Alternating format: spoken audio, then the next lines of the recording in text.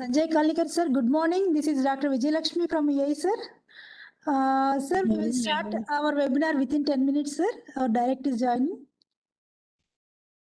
Good morning, madam. Good morning, ma'am. Good morning. Good morning, Sanjay Kalekar, sir. How are you? Fine. Okay.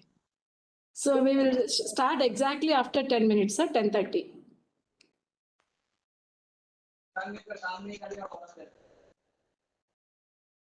Good morning, madam.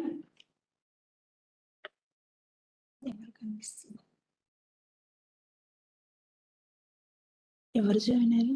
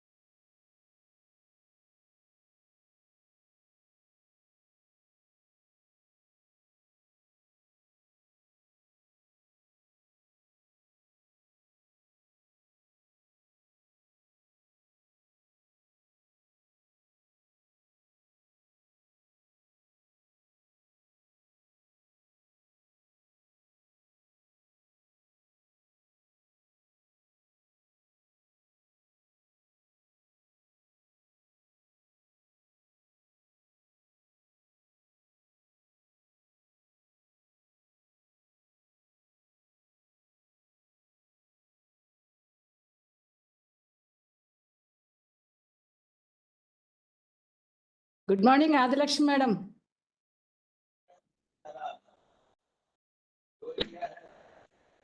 Adilakshmi madam from Andamans. Are we audible? Good morning, ma'am. I'm from Andaman, Beena Niyogi. Oh, welcome, Veena madam. Madam, my Obviously, camera is not working, madam. Very sorry for that. What, ma'am? Your video? My camera is not working, madam. Sorry for that. No problem. You are able to see us and listen from us, no? That is enough. It's good, good, madam. Okay, right. How are you, madam? Yeah, I'm fine. I'm fine, Veena. Okay, thank you, ma'am. Yeah, I'm able to see Adilakshmi madam also, but she's not responding. I think some audio problem at that end. Good morning, madam. Good morning, Usha madam. Welcome. Yes, ma'am.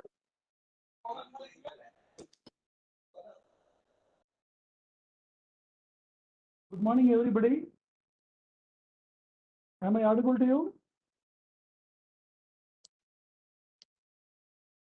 Yes.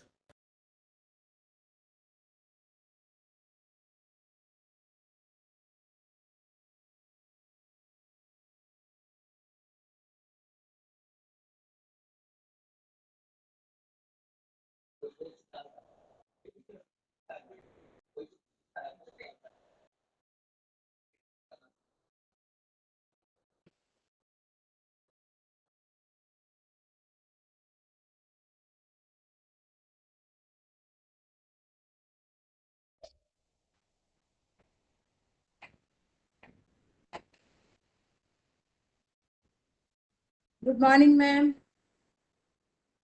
Good morning, sir. Myself, Babita Bachchan. Morning. Good morning, madam. Welcome. Good morning, ma'am.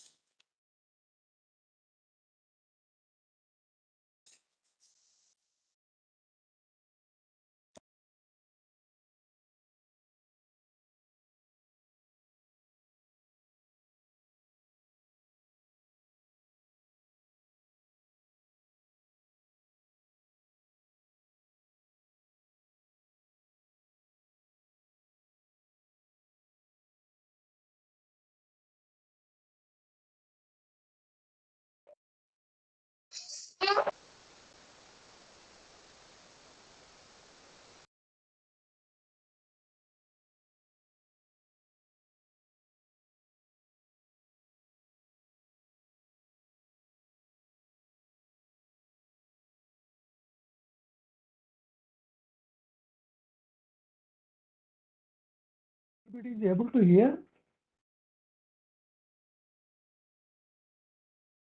Yes, sir. I can hear you.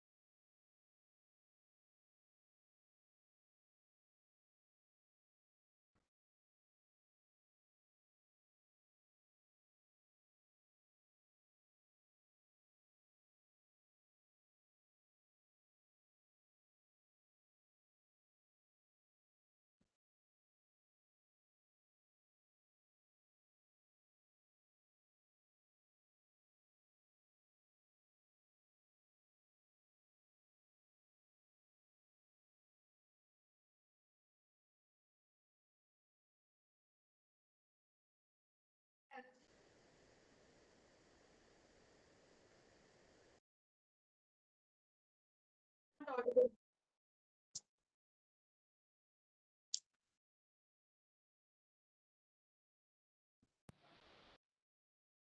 think audio is disabled from sources. Yes, sir. आप लोग chat में डाल सकते हैं. It's not.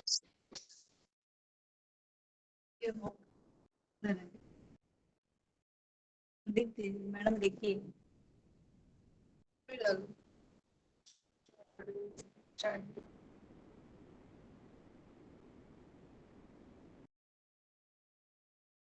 और मेरे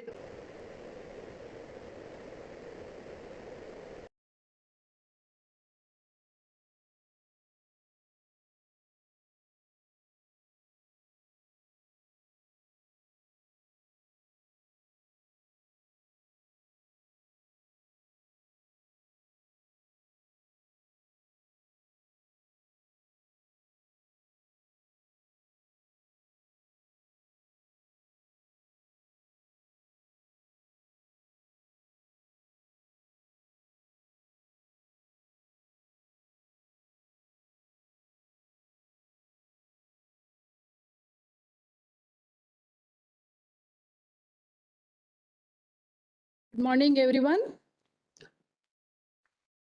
Warm greetings from EEI Hyderabad team. It's our pleasure to organize today's webinar on terrace and balcony gardening for those residing in urban and peri-urban areas for the first time. This is organized by Extension Education Institute Hyderabad and Society of Extension Professionals SCP jointly to create awareness on basics and advances in terrace gardening to several enthusiastic terrace gardening practitioners and beginners.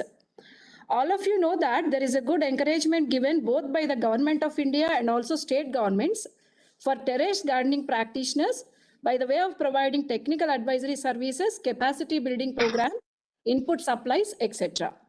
Keeping in view the importance of production and consumption of own food grown organically in cities and areas surrounding cities, this webinar is designed in such a way to share the experiences of experts from diverse backgrounds in this webinar. I take this opportunity to welcome Dr. Sanjay Kalekar sir, Joint Director Extension, Ministry of Agriculture, Farmers Welfare, Government of India. And also Srinivas Rao sir, leading advocate and practitioner to this webinar. And I also welcome Dr. V. Sudharani Madam, Director of Extension, PJTSAU, who is likely to join in due course of time in this webinar. It's my privilege to welcome three experts of this webinar. Dr. Rajendra Hegde from Bengaluru, Dr. Safina, scientist from Indian Institute of Horticulture Research, Karnataka, and Srimati Usha Gajapati Raju, who is a leading nutritionist and practitioner from Andhra Pradesh. I welcome State Department officials from all our client states and union territories. I'm happy to see very good participation from Andamans also. All practitioners and teaching faculty, members of Society of Extension Professionals and Extension Scientists who are working at the grassroots level to this webinar. Now, I request Dr. M. Jagan Mohan Reddy, Director EEI Hyderabad, to enlighten the audience about today's webinar. And I thank you so much. We look forward for a great interaction. Thank you.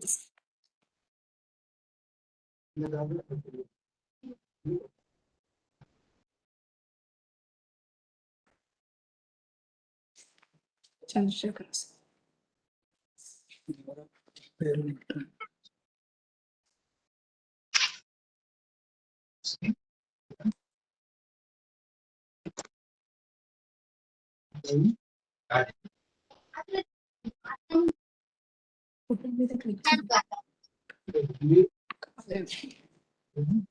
Yeah, good morning to all respected dignitaries, especially the panelists, Srimati Usha Gajapati Raju Garu, Dr. Rajendra Hegde Garu, and Dr. S.A. Safina ma'am. The most respected Joint Director Extension, Directorate of Extension, Ministry of Agriculture and Farmers Welfare, Government of India. Dr. Sanjay Kalekarji, the Director of Extension, PJTSAU. Dr. Sudharani ma'am. And we have with us one of the eminent personality who is a well-known advocate in Supreme Court as well as High Courts. Of course, he is a passionate gardener coming from a farmer's family from Ramagundam village of Erstwhile, Karimnagar district.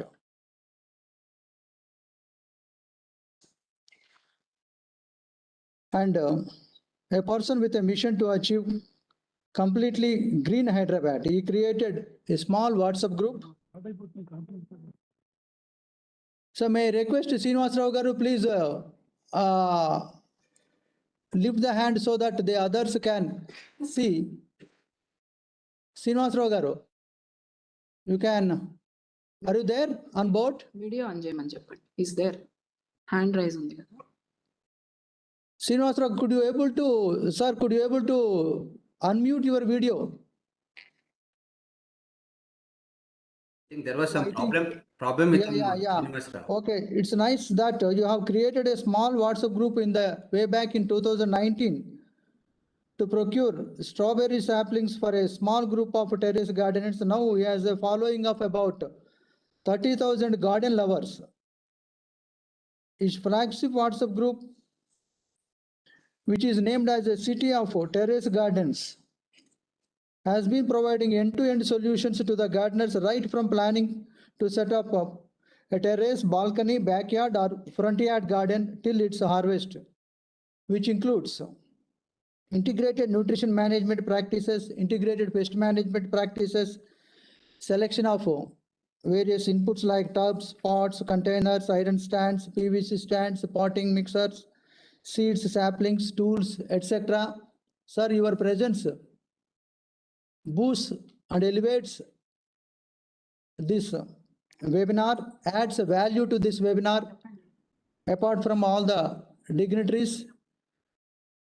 And I welcome the course, this webinar organizers, our faculty, Dr. R. Vasanta, Dr. P. Vijayalakshmi, our faculty, EI faculty, and most importantly, the officials who are attending from various client departments and client states of our EEI Hyderabad.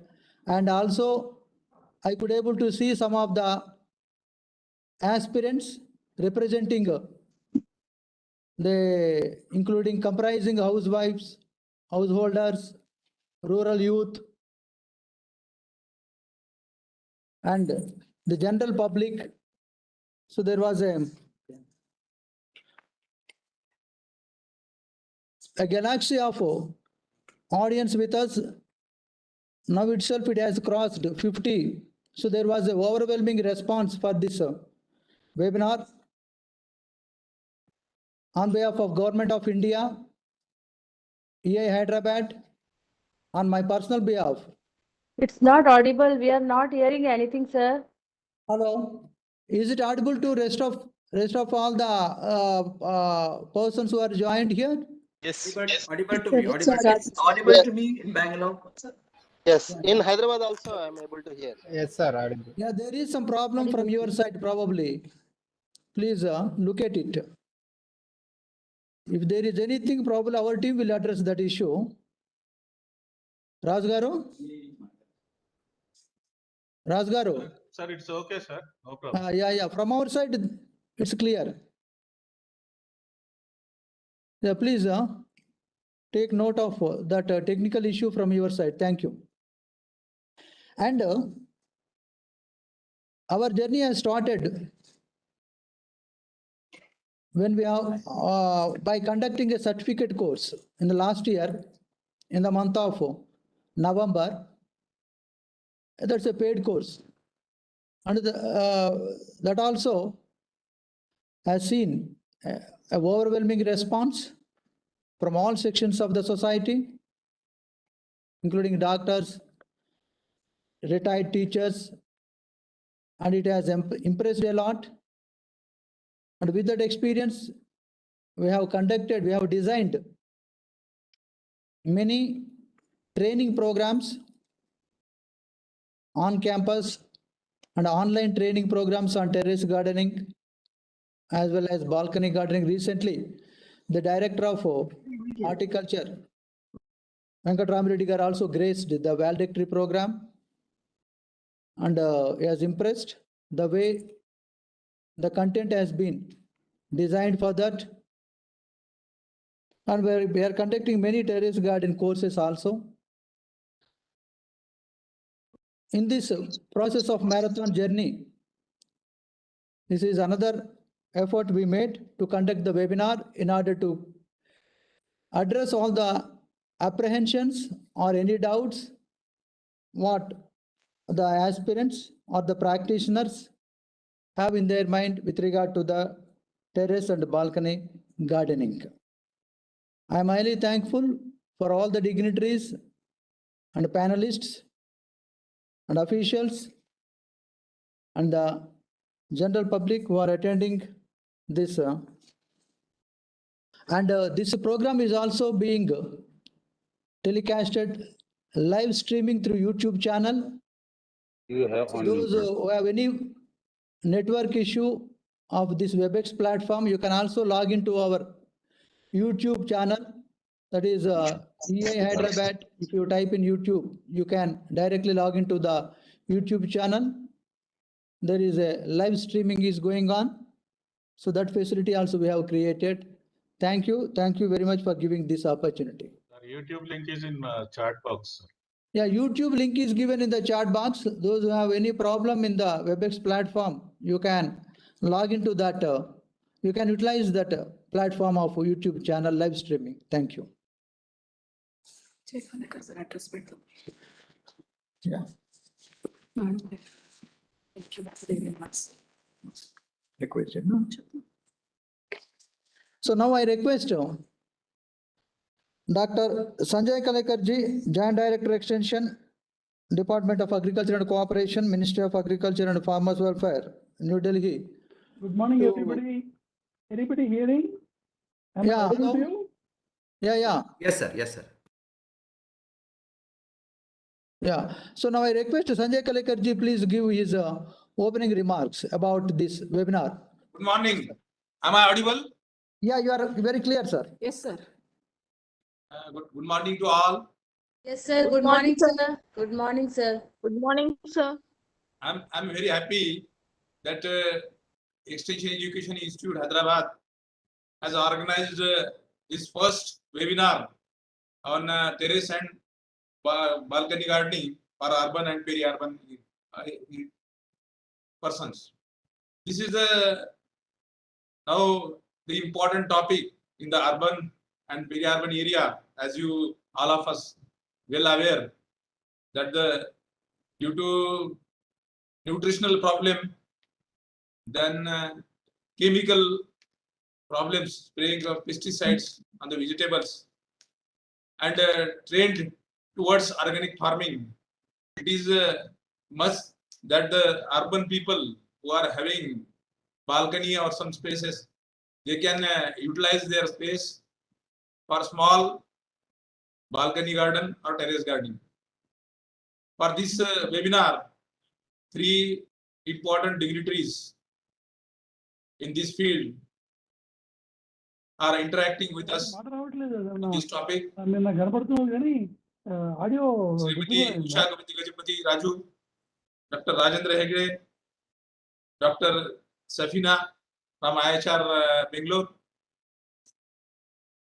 respected Director Extension Education from EEIhyd Hyderabad, Sudharani Madam, all the faculty members of the EEI who has taken efforts to organize this first webinar.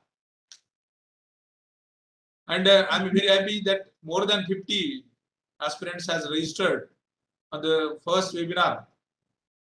On this, we can see that the importance of balcony gardening or terrace gardening in urban and peri-urban area is very important, useful.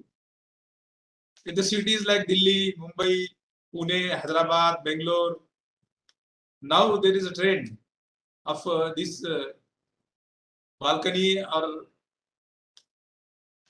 terrace gardening. It may be floriculture, vegetable, or some aesthetic plants, which gives a special environment in the house or flat. The importance of this gardening related to nutrition as well as aesthetic value is well known. The three dignitaries who are having the expertise, and as they are well aware and they are the masters in this area, I'm very happy, and I'm that I can hear all these three dignitaries during this webinar. The efforts made by EEI Hyderabad to outreach this subject to the southern states. I'm happy that most of the states have been covered from South area, even Andaman Nicobar. Some of the participants are participating in the webinar. This is a good initiative by EEI Hyderabad.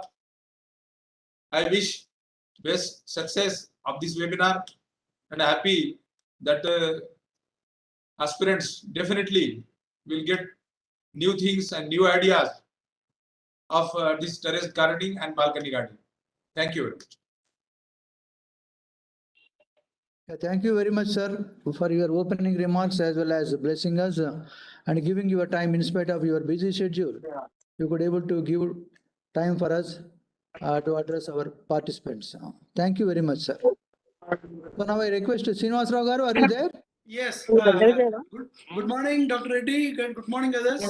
Yeah, please, sir. Am I audible to all of you? It is audible still, the voice is very low. You can come closer to the microphone. All right. Good morning, everybody. I'm happy to be with you. Thank you, Dr. Reddy, for inviting me for today's session. This concept of terrace gardening or rooftop gardening is catching up not slowly, but at a very good pace. First of all, we have known that gardening or terrace gardening has been followed by the urban gardeners in Bangalore mostly, and now when we come back, courtesy the latest corona issue and all that, people have understood the importance of nutritious food. Others, will you please unmute your mics, please? Please, all the participants, rest of all, unmute your mics, please. Sir, please continue. Dr. Reddy now? It's okay, sir. Yes. This concept of terrace gardening or urban gardening or rooftop gardening has been catching up very fast, especially these days.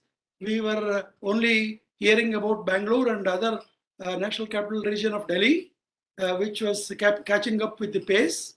Now Hyderabad is one of the most emerging cities. Now, when we started about 3 years ago, we started, for a small group of our terrace gardeners for procuring strawberry saplings.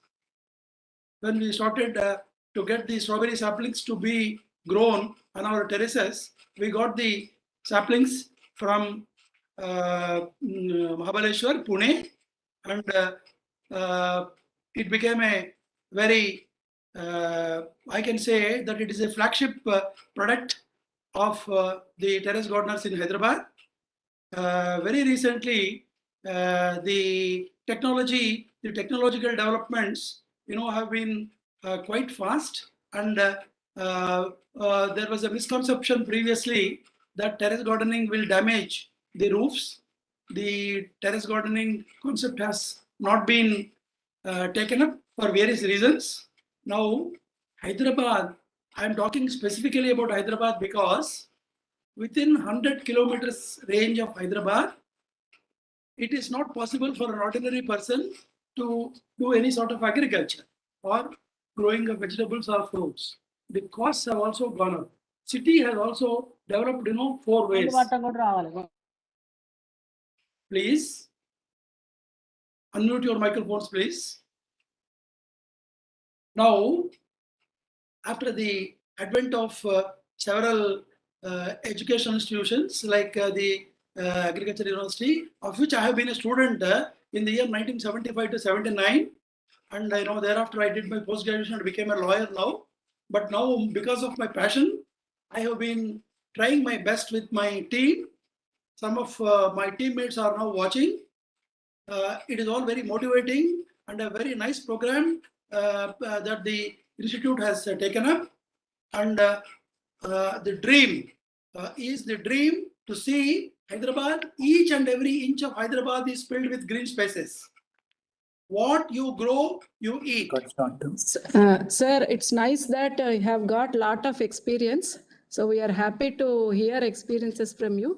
Sir, can you please continue when the speaker's presentation is going on? So we need your experiences and learnings during those sessions also, sir. Wonderful. Okay. It is nice, that you are going with the opportunity, Dr. Reddy. Thank you so much. Over to you. Thank you, sir. Thank you so much. Now, I request Dr. P. Vijayalakshmi Madam, Professor, Extension Education Institute, Hyderabad, to introduce all the speakers of today's webinar, one after the other. Later on, the webinar speeches or talks will proceed in the order. First, Rajendra Hegde, sir, Safina Madam, and Usha Gajapati Raju, each session followed by interaction. Okay.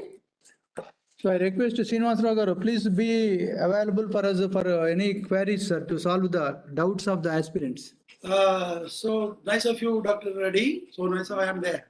And my people are also there. This is quite motivating. We'll wait. Thank you. Okay, thank you, Dr. Vasanta. Now I am giving brief introduction about Mr. Rajendra Hegde. Rajendra Hegde is a doctorate in agricultural entomology from University of Agricultural Sciences, Dharwad, specialized in integrated pest management. He has worked at various capacities involving in both urban and rural agriculture activities, in corporate as well as development sectors. With 20 years of experience behind, he has published 50 research extension papers apart from many popular articles. He is one of the founder member of Garden City Farmers and closely worked with Dr. B.N. Vishwanath, who pioneered organic urban farming and terrace gardening in the country. He is actively involved in promotion of urban farming through various activities. He is part of workshops and other promotional activities of organic terrace gardening in Bengaluru since 2005. At GCF, the Uta from your Tota, food from your garden is being organized quarterly since 2011 to promote urban farming and organize materials for terrace garden farming.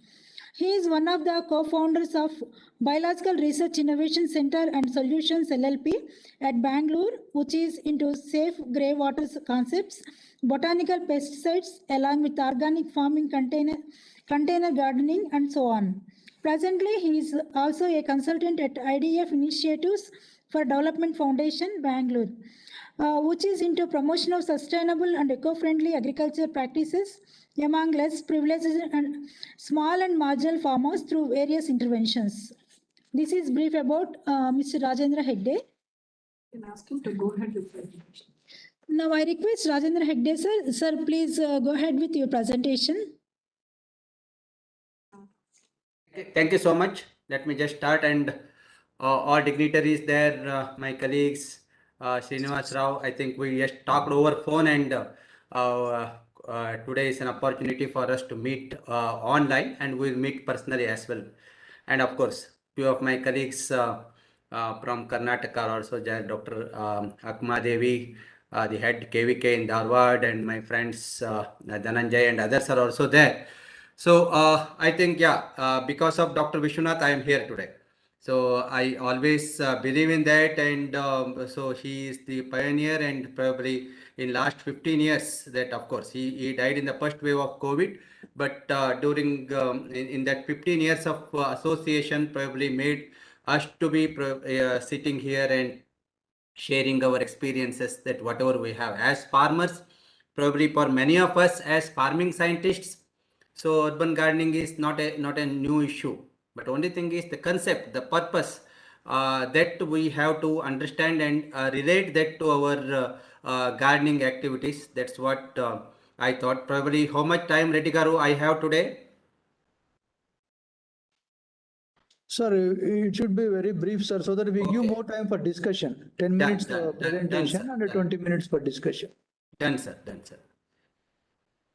Let me just present my presentation. Give me a...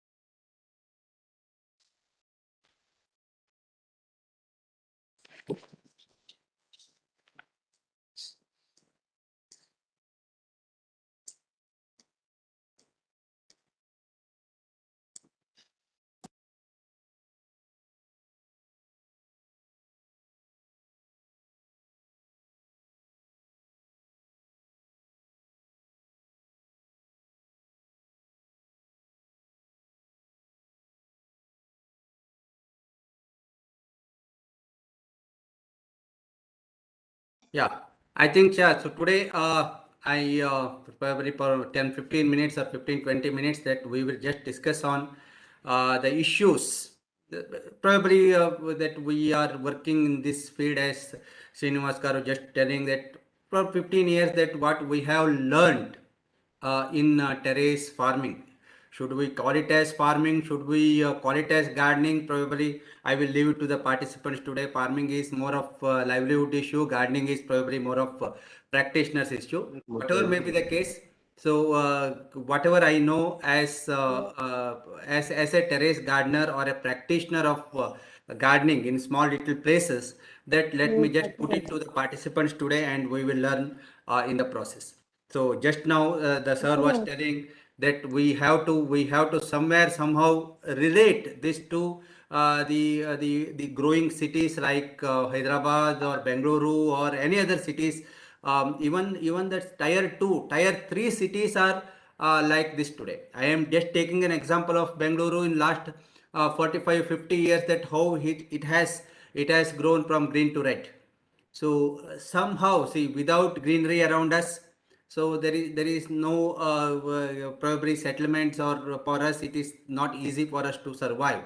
So that way, so it is, see, maybe we are more into urban foodscapes, but urban gardening, maybe ornamentals, maybe flower crops, maybe lawns, maybe tree or forest species, avenue plants. So, and along with that, probably vegetables. So all these things are the medicinal plants, so which can be used in our daily life. So that probably we try to promote in a small way, but that has grown as a movement of Uta Premier Tota. It is a much sought event in Bengaluru. So that way, the idea is somewhere can we try to reverse this trend of urbanization that you cannot reverse, but reversing the trend of maybe the cutting the trees or removing all the green things around us. So all those things, probably can we educate, can we become little more aware? I'm not telling that people are not aware, but more aware, and try to adopt all those practices which will be useful for us and all the life systems around us. So that way, that if we start thinking, so it is Bengaluru and many other cities are almost like this. We think that this is what we want, and having very good this kind of infrastructure will help us in future.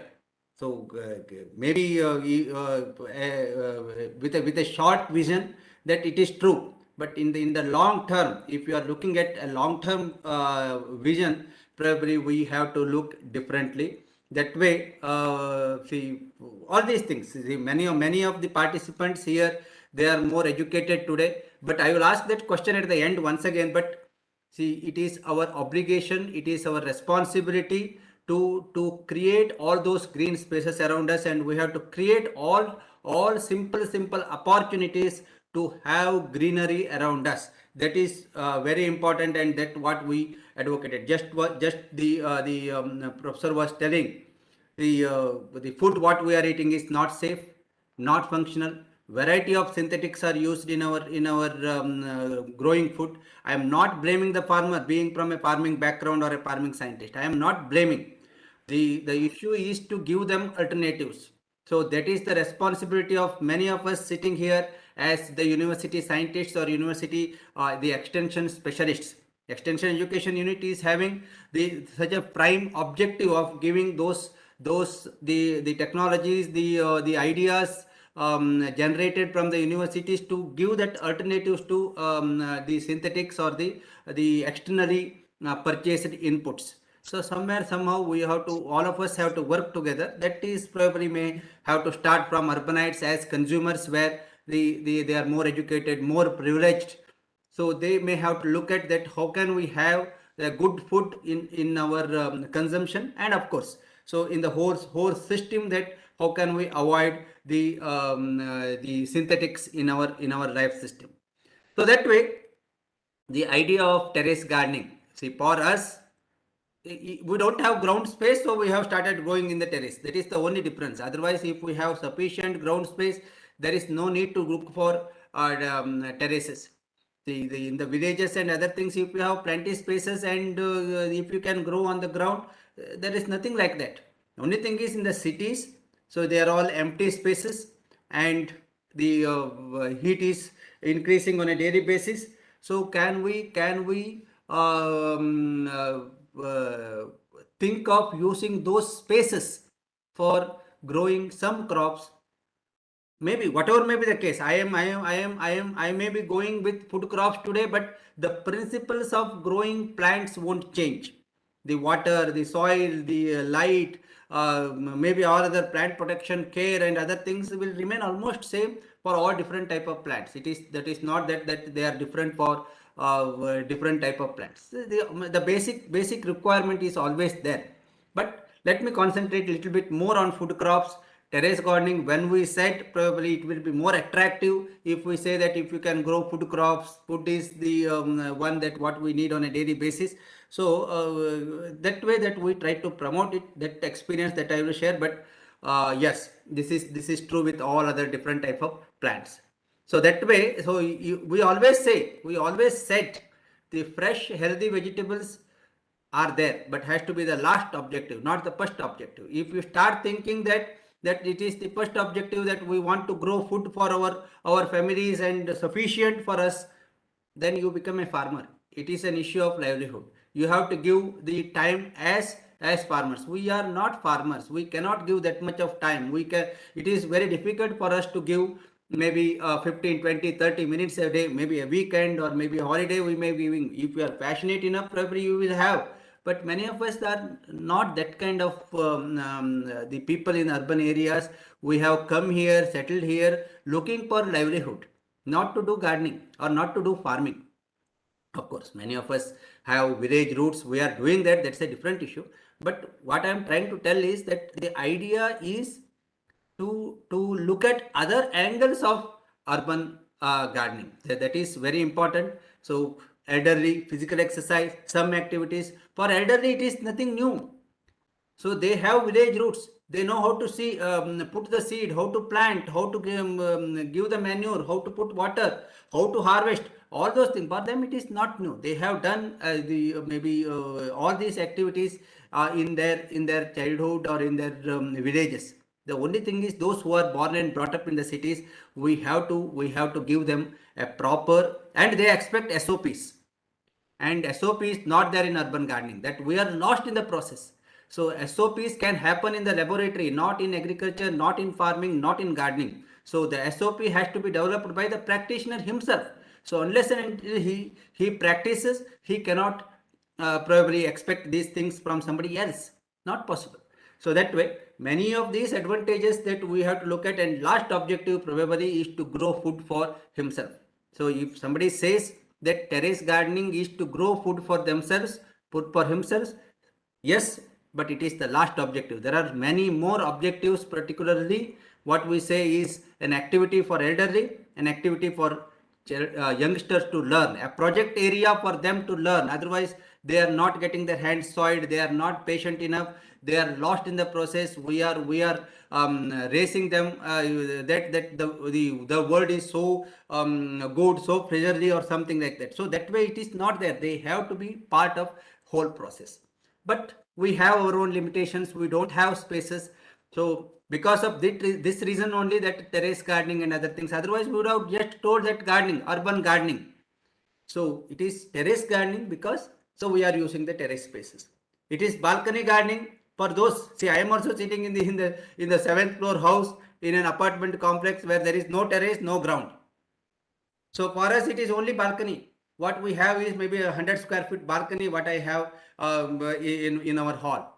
So that way, that small space that we have to use, and unless and until you practice, you will not know the problems of gardening.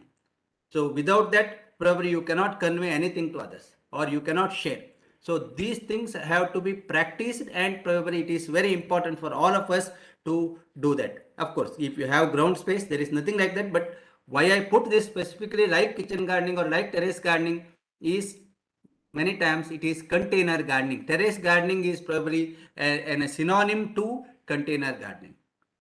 We are not directly, there are people who have grown paddy, but we do not have that much of probably patience to use our terraces as a direct field or something like that. So that way this terrace gardening concept is more of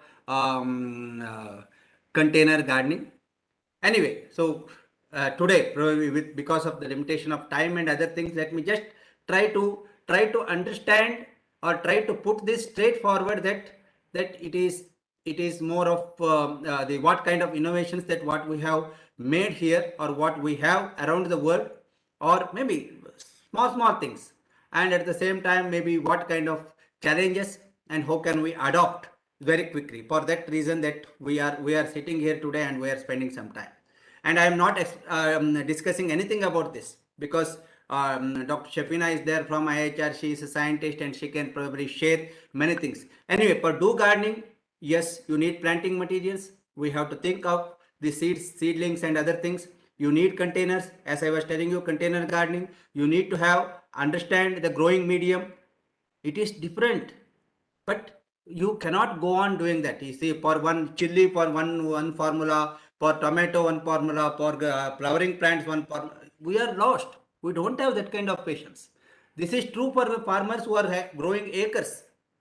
The package of practices can happen there. Here, it is only one package. It is an urban gardening package, which is common for different type of plants in small little places or small little spaces. So for that reason, see, you need sunlight, water, all those things. That I am not getting into all these things. Probably if we have any queries that we can discuss. Implements, our hands are the best implements. So we are missing on that part. So you don't need different type of implement except probably the cicature and other things. Otherwise, better to use the hands, the pest management issues. So that way, see, we always said that it is very simple and everybody can practice. But as researchers, probably as scientists, there is plenty, and that people have done a lot. So what I am trying to tell is that the innovations are happening on a daily basis. See, whether it is a container, what type of containers for different type of plants, the growing medium, where is water, the seeds, particularly early maturing types, people are working on that. See what kind of support that we have to give, which needs support, which won't need support.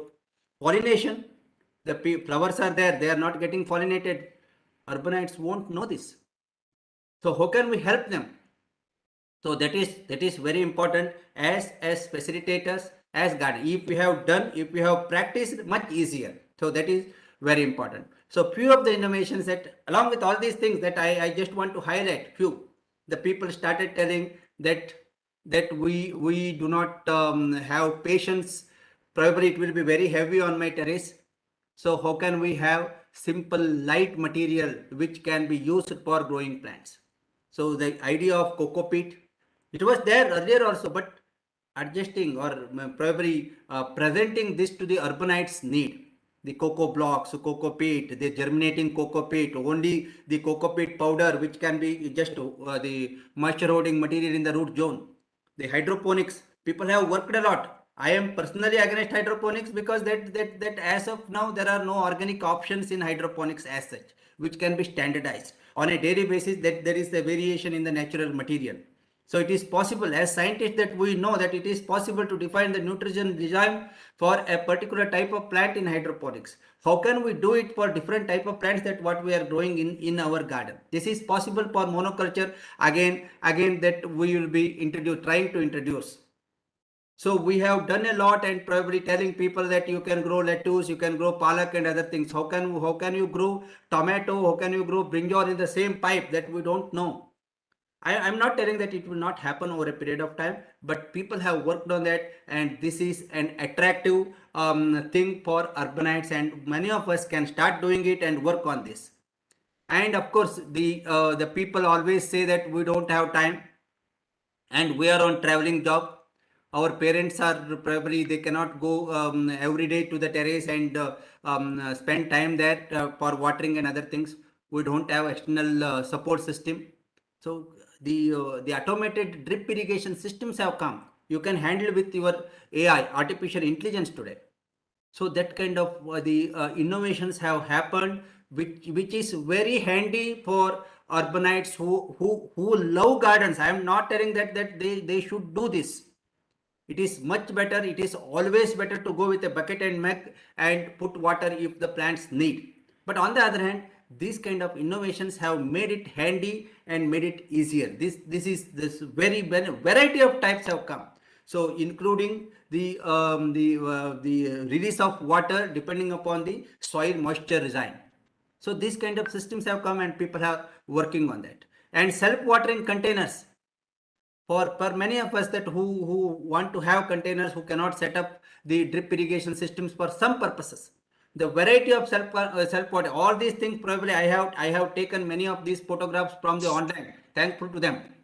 But these kind of system, very simple. We can also develop this self-watering system where you are not watering on a daily basis. At the base the water will be there, and whenever the plants need, the media can absorb and give it to the plant.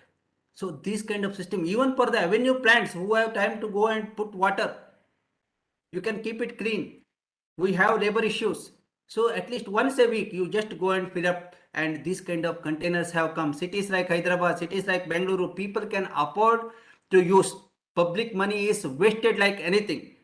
And as urbanites, very responsible citizens, if we start thinking, then these things are not difficult. These kind of innovations are already there and people can work on this.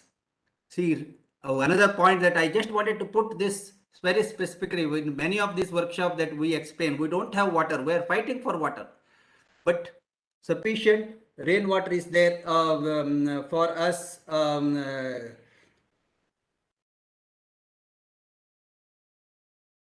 Sufficient rainwater is there. See this innovation.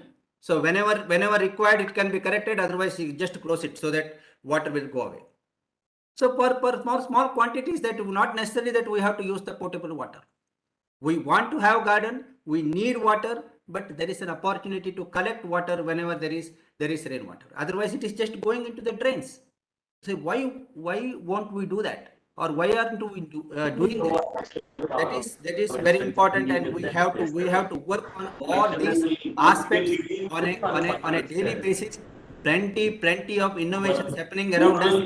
Keep seeing, and this one, and the issue of pollination. I was just telling you there are issues. Radhika madam, can you mute please? Radhika madam, please mute yourself. Okay. So then the issue of pollination in the urban area is very much, so many of our plants are cross pollinated, and it is not just we are eating only the leaves. We cannot go on eating only palak, only methi, only coriander or lettuce. We are not used to it. Our food habits are entirely different compared to the other countries. So we want to have something which produce fruits. Some are self-pollinated, of course. Vegetables are always there, but cross-pollinated, and at the same time respect the nature. So these kind of simple systems in your this way, I am not telling you to put maybe the honeybees which are stinging, at least the stingless bees. Create them an opportunity for them to come and have their nests so that they help you in pollination. These kind of innovations have come and people have simple innovation that people have started adopting this, and the day that we start doing this, and of course the gardening is very simple practice. And of course early mature types, multi-cut coriander, dwarf the black pepper. So you will be surprised to see people can grow kgs of the black pepper in small little plots, small little pots, containers. Possible. This kind of people, scientists have worked on this. See, today tomato, we are surprised. Actually, we were thinking that we have to grow tomato in the nursery. Today, grafts of tomato available, different type of vegetables available, potato available, mango, sapota, guava. They are always there. That also we can think of bringing. But see, we as urbanites, we are looking. We are not patient enough. We want to have the harvest tomorrow morning. So these kind of early maturing types are there. Many innovations in garden stands. See, we have to use the vertical spaces. So we have people have worked for each and every adjustments, each and every requirements in our houses, in our balconies, in our terraces, small spaces, so that we can use the vertical spaces. So, but that way, many of these kind of garden stands have come. These kind of ideas people have put this. Unless and until they practice this, they cannot do this. So they have practiced, they have understood the problems of gardeners, and today for urbanites, these vertical gardening systems have come so nicely. Good innovations are there, and we can all adopt that. See, plant protection, as scientists that we have worked, I worked for an Department of Biotechnology project for 5 years. See, we were just thinking of neem product, neem oil based sprays and other things. Of course, as gardeners, we always say chili, ginger, garlic extract. You can use turmeric, you can use hing, you can use so many other things. But as a sustainable product, which should be useful against insects, which should be useful against fungal diseases, and it should keep, and it should be biological, natural origin, highly biodegradable. So we have developed the product called Sasya Rakshak, which is a combination of 10 different botanicals. Nothing new. The ingredients, if you ask me, that it is having neem, it has vitex, it has vinca, it has calotropis, it has lantana, all things around us. But only thing is a ready product which can be stored for some time. Otherwise, many of these extract cannot be stored for a long time. That is one issue that we always have. So that way, let me just take, sorry for this one. Let me just take one call.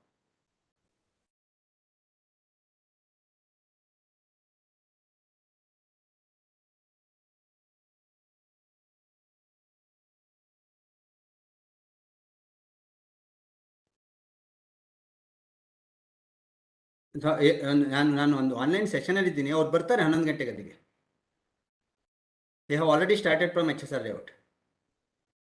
Okay. Sorry for this intervention. Many activities together. The issue of these things, that they are all very common product, but ready to use product the urbanites look for. Keep spraying highly biological materials once in 5 days, and it is a water extract, not oil. So people have issues with oil. And of course, you have to understand, probably today is not the session. One day probably you organize insect pest management or sustainable pest management in urban gardening. I will explain. But today, these kind of products have come and people can use on this. So looking at, let me just move forward, the challenges and opportunities. I am trying to put this together. So you have many challenges, and at the same time, all challenges are opportunities. One challenge is people ask us to come and set up the gardens. Gardening is owner's job. So somebody should not set it up. But still, yes, the elderly, the people who don't know, so they just ask us. So probably first time you set it up, then we will take care, at least for fun. So gardeners with knowledge, with information, with practical experience are missing, and if we can create that, that is a very good opportunity for all of us. People are looking for natty seeds. Hybrid seeds are plenty available. but urban gardening won't support hybrids. There is no rule that hybrid should not be used in urban gardening, but the way that we are growing, probably we are trying to promote them to only organic inputs. We are trying to tell them that you have to practice home composting and do it. The hybrids won't support. As scientists, we know hybrids won't express in this kind of situation. They need a specific nutritional regime, which is very difficult for us to create that. Of course, we always say the feed the soil, not the plant. It is always there, I agree. But still, it is better to promote native types, better to type local types where the seeds can be saved, and many times it may not be there. People look for the native local type of the planting materials, and that is a huge opportunity. This is a very serious challenge. We are not having good seed banks, good varieties. So it is a huge opportunity. Though it's a challenge, there is a huge opportunity for people to take it up and practice. The variety of containers that we can design, and there is an opportunity that we know container is not an issue, but what goes inside the container is the issue. That growing medium, probably the Shipali will discuss afterwards. Nursery plants, plenty demand, whether it is a flowering plant. You know, nurseries are coming up in each and every corner of the city, and there are people to purchase. They are ready to pay that higher price, but we are missing on that. Many different type of nursery plants are required. The urbanites look for. We are not having sufficient supply. You have to think of whether it is for agroforestry, whether it is for flowering plant, whether it is grafts, whether it is vegetable plants, whether it is seed. The planting materials are in high demand, so we do not have supply everywhere. Unless and until that we have these materials in our next door. So it is not possible to promote gardening. That's very difficult. I am a resident of a place called Brigade 7 Gardens. We have 7 types of gardens around us. So for me, it is not new. When I go around, probably we have that. But at the same time, there are people who are looking for these materials in their doorstep. So that kind of situation is required, and probably if we can create the growing medium people are looking for. See, we know that whatever they are growing, they come out with many problems. Say it is not growing, it is small. Somebody said on a lighter note, my classmate, he is a good officer, a high officer in Canara Bank. The other day that he just called me, or he just sent a message saying that my chili plants are not growing. Some problem is there. Without the recommendation of uproot and burn, you should give me some suggestions. Otherwise, we are more used to it. Remove that and have a new plant. So he said specifically, you should not give that recommendation of uproot and burn or have a new plant. So give me some suggestions to improve this. So that way, these kind of things are there, that you have to give a good growing medium, good growing conditions. So this is very much required, whether it is in manure, whether it is liquid manure. People are looking for where it is available, good quality, because in the name of organic, in the name of urban gardening, people are being cheated, and you are just see, there is no ethics here. See, unless and until that you develop that ethics, urbanites, they are more educated. So you have to deal with more educated, more learned people. The idea of ethics is very, very important, and in this process that we are missing on that. So that is very important. People look for bamboo sticks, some support systems and other things, very much required. Serious challenge. So you have to go for maybe 2-3 kilometers or 5 kilometers, 10 kilometers. Sometimes you won't get. See, one stick is about 50 rupees, 60 rupees, 100 rupees. People won't go for it.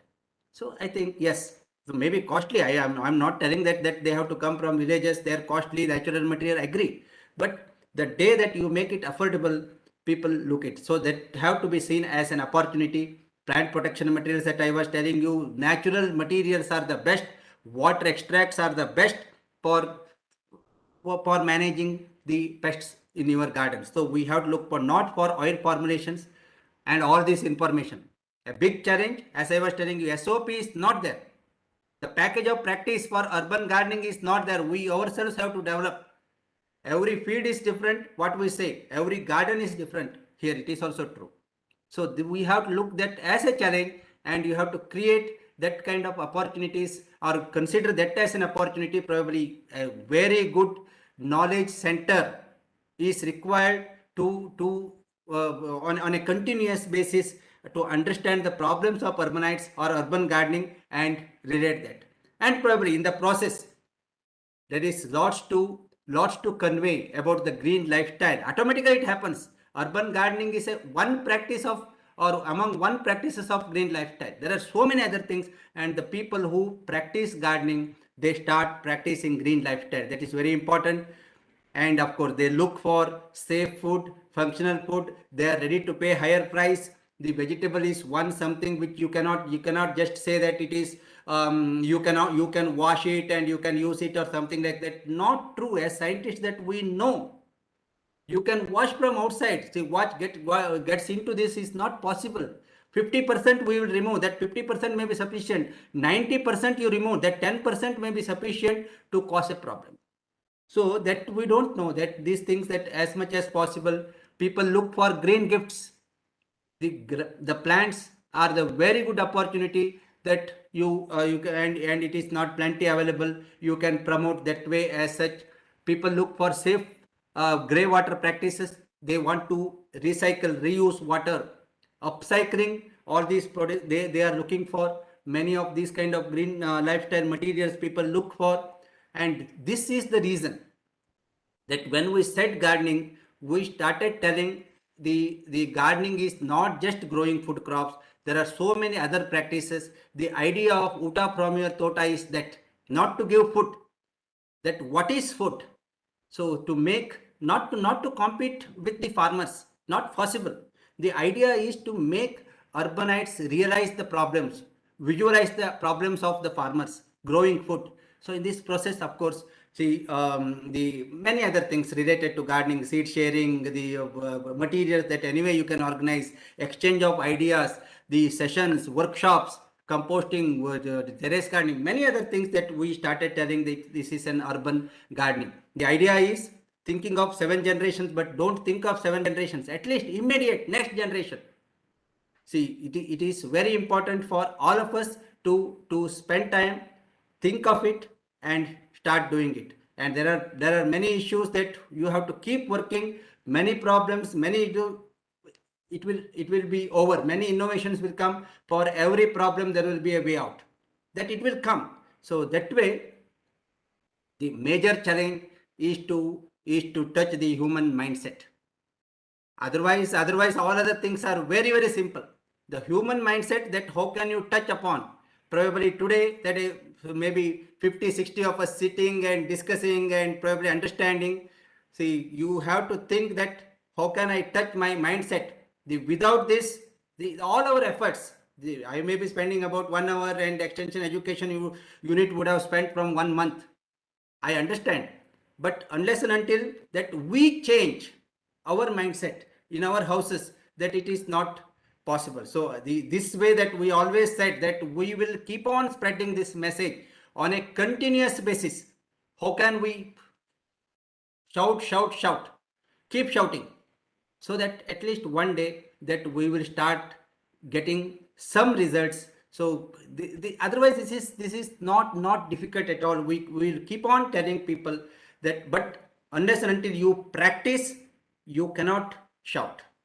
So that it is today for all of us that you have to decide that yes, so we are in that kind of positions by God's grace, sitting on the chair and responsible position. There are people who are listening to us. So unless and until you practice, you cannot tell others. So this is our small little garden, or the balcony garden. And if I can do, and I am 100% sure all of you can do. So that much that I can surely say. But at the same time, unless and until you do it, it is not possible for you to tell others to do it. That is very important as officers, as professors, as maybe the development workers. So first thing is tomorrow morning that you should start doing it. Then probably you can tell others that terrace gardening is not the textbook message. So this is very important for all of us to practice, and at the same time shout to others. So that is very important. That's what I wanted to convey. Thank you so much. Thank you so much, and hope that it is of some use for all the participants today. Thank you so much. Thank you, Mr. Hegde. It was brilliant, so inspiring. God bless you. Thank you, madam. Thank you, sir. We will start next session. After completing all the sessions, we will go for discussion, sir. Sir, please be online, sir.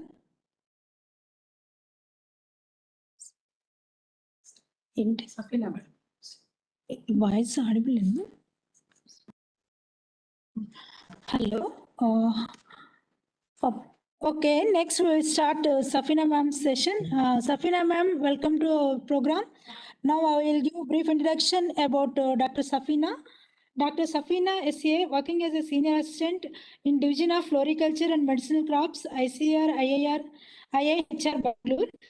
She did MSc Agriculture and Horticulture during 2005 from University of Agricultural Sciences, Dharwad, and PhD in Horticulture during 2013. University of Agricultural Sciences, Bangalore. She worked. She has more than 13 years of experience. She worked at different places like ICR Central Coastal Agriculture Research Institute, Goa, from February 2009 to March 2017. ICR Directorate of Floriculture Research, Pune, from April 2017 to August 2020. From ICR Indian Institute of Horticulture Research, Bangalore, from August 2022 till date. Professional recognitions and awards received by Dr. Safina. She received Outstanding Woman Researcher Award 2020 during International Conference on Green Technology, Agricultural Information Technology and Business Management, held during July 16th to 17th, 2022 by Research Education Solutions, registered under Ministry of MSME, Government of India. She also received Research Excellency Award 2021 by Institute of Scholars Register, and she received Women Scientist Award 2019 during International Conference on Global Research Initiatives for Sustainable Agriculture and Allied Sciences, held at ICMR, NAM, Hyderabad. Young Scientist Award 2018 during International Conference on Agriculture, Horticulture and Plant Sciences. Best Oral Presentation Award for Value Addition of Tuberose Spikes by Tinting with Edible Dyes during National Symposium held at International Center, Goa. Best Poster Award for Post-Harvest Management of Lilium Cultivars of Enhanced Wildlife under Coastal Humid Conditions of Goa by Horticulture Society of India. She is the recipient of University Merit Scholarship for PhD in Horticulture, and she got second rank for ARS 2007 Horticulture and Floriculture conducted by ASRB. Professional expertise and research areas. She standardization of production technologies for open field flowers like jasmine, crosandra, marigold, gladiolus, tuberose, etc. High value flower crops like lilium, gerbera, anthuriums, and orchids for coastal climatic conditions. She documentation cataloging of jasmines, coleus, and caladiums of Western Ghats. Standardization of post-harvest technology and value addition techniques like dry flower technology, tinting techniques, potpourri production, resin encapsulation, etc. in flowers. Germplasm enrichment on specialty flower crops, aromatic crops, cut foliages and filler crops. Photoperiod manipulation for off-season and year-round production of cut chrysanthemums, hydroponics in horticulture crops and vertical farming of ornamental crops. She published many research papers in national and international journals, and she published book chapters also. This is brief about Dr. Safina's work. Now I request ma'am, please share your experiences and expertise with us. Thank you. Over to you. Yeah, thank you, ma'am. Thank you for the introduction. Am I audible, ma'am? Yes, ma'am. Yeah. Yeah, so respected Director of Extension Education Institute, Dr. Jagan Mohan Reddy, and organizers of this webinar, Madam Vijayalakshmi and Madam Vasanta, and all the dignitaries over here, and farmer friends, and all the Government of India officials and general public, ladies and gentlemen. I am Dr. Safina, working at ICR Indian Institute of Horticulture Research, Bangalore, in the Division of Floriculture and Medicinal Crops. So today I am asked to share my experiences on hydroponics and vertical farming. So a little bit aspects, whatever we are working at our institute, I'll be sharing with you all today. Yeah. Safina madam, your voice is breaking. You please put off your video so that audio will improve. Okay. Okay. Okay. Now is it clear, ma'am? Yeah, it's clear. Please go ahead. Okay. Okay. So kindly allow me to share my screen. Raju sir, Srinivas Raju sir. Madam, you can share it, madam. No problem. Yeah.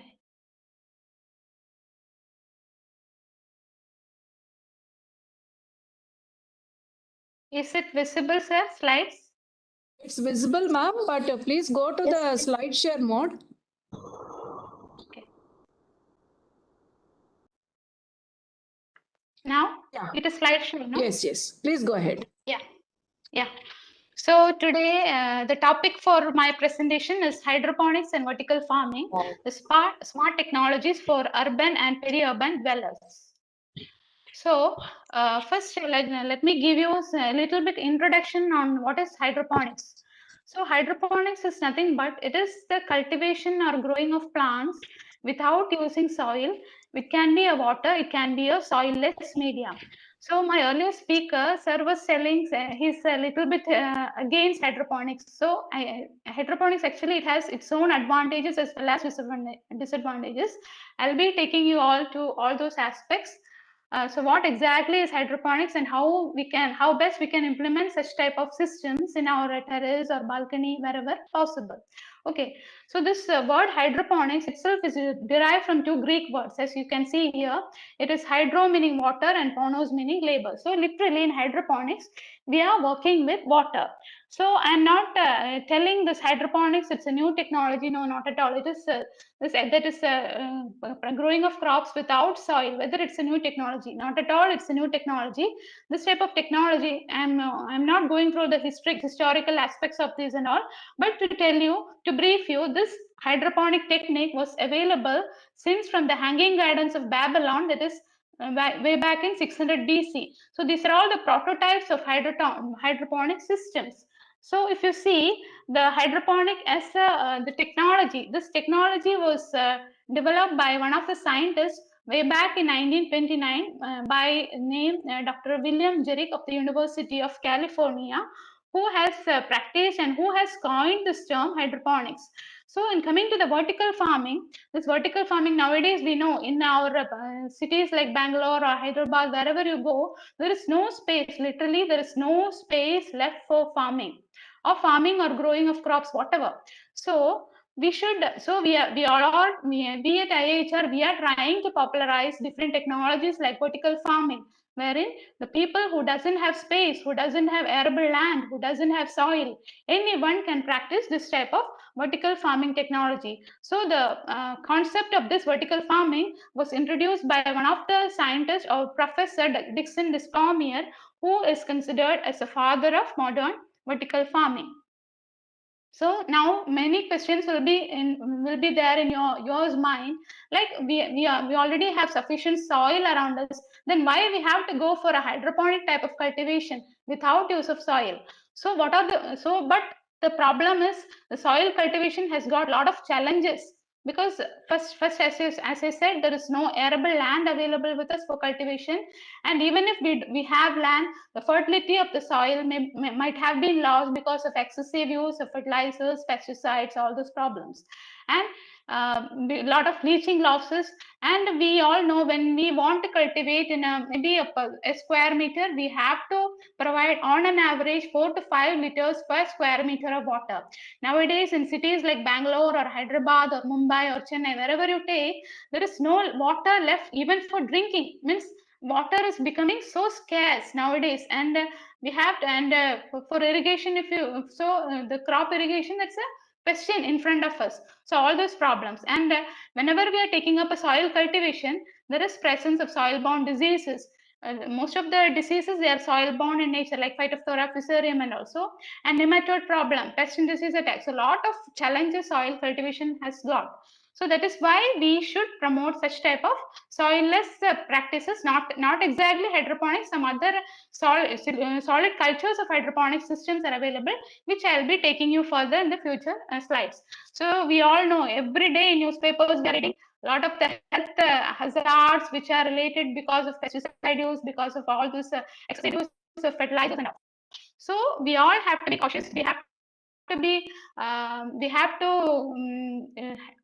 health conscious and all. So in this context, I'm taking you to this hydroponic technology. So hydroponic technology in general, it is nothing but we are not using any soil. The growth rate expected is double growth rate, and with respect to water, it is 80% less water we are using in a hydroponic setup, and nutrient efficiency, high nutrient efficiency, and there is no weed problem. And weed means there is no unwanted plants whenever we are taking up an hydroponic setup. Whereas when we are going for a soil cultivation, maybe in a terrace also, if we are growing, because of the media what we use, a lot of weeds we have to pick up. So all those problems are there in a soil cultivation. And we all know the urbanization in India is happening at a very fast pace. And there are reports which says that by 2030, 40.76% of the country's population is expected to reside in the urban areas. So, for feeding the urban population, we need to take up a lot of emerging technologies which is coming ahead. So, in this context, vertical farming is also assuming importance. So, vertical farming is nothing but it is a way of changing the farming from horizontal to vertical. That means if a person doesn't have an arable land for a cultivation, he can utilize he or she can utilize the vertical space very effectively. So vertical farming, it is an innovative approach to produce more crop from a very small area of space, and it can be taken up throughout the year. And it maximizes the use of land effectively and environmental friendly, and it can be practiced in urban and peri-urban areas, and it is a year-round and better production of crops can be achieved through vertical farming. And we all know that food mile, whatever happening, the people sitting in south may be getting the some of the food produce from the north, and people from the south may be getting food produce from the vice versa. So vice versa it is happening. So in this process of transport of food materials, lot of fossil fuels are getting wasted, and why can't we all can produce the food or whatever requirement for a family in our own vicinity? Why can't we reduce this food mile? So this vertical farming is an answer to all these problems. So vertical farming, we are utilizing less land, less water, we are minimizing the fertilizer as well as pesticide use, there is less food mile, and it is catering to the needs of the urban and peri-urban population. So what are all the approaches for vertical farming? How best we can go for vertical farming?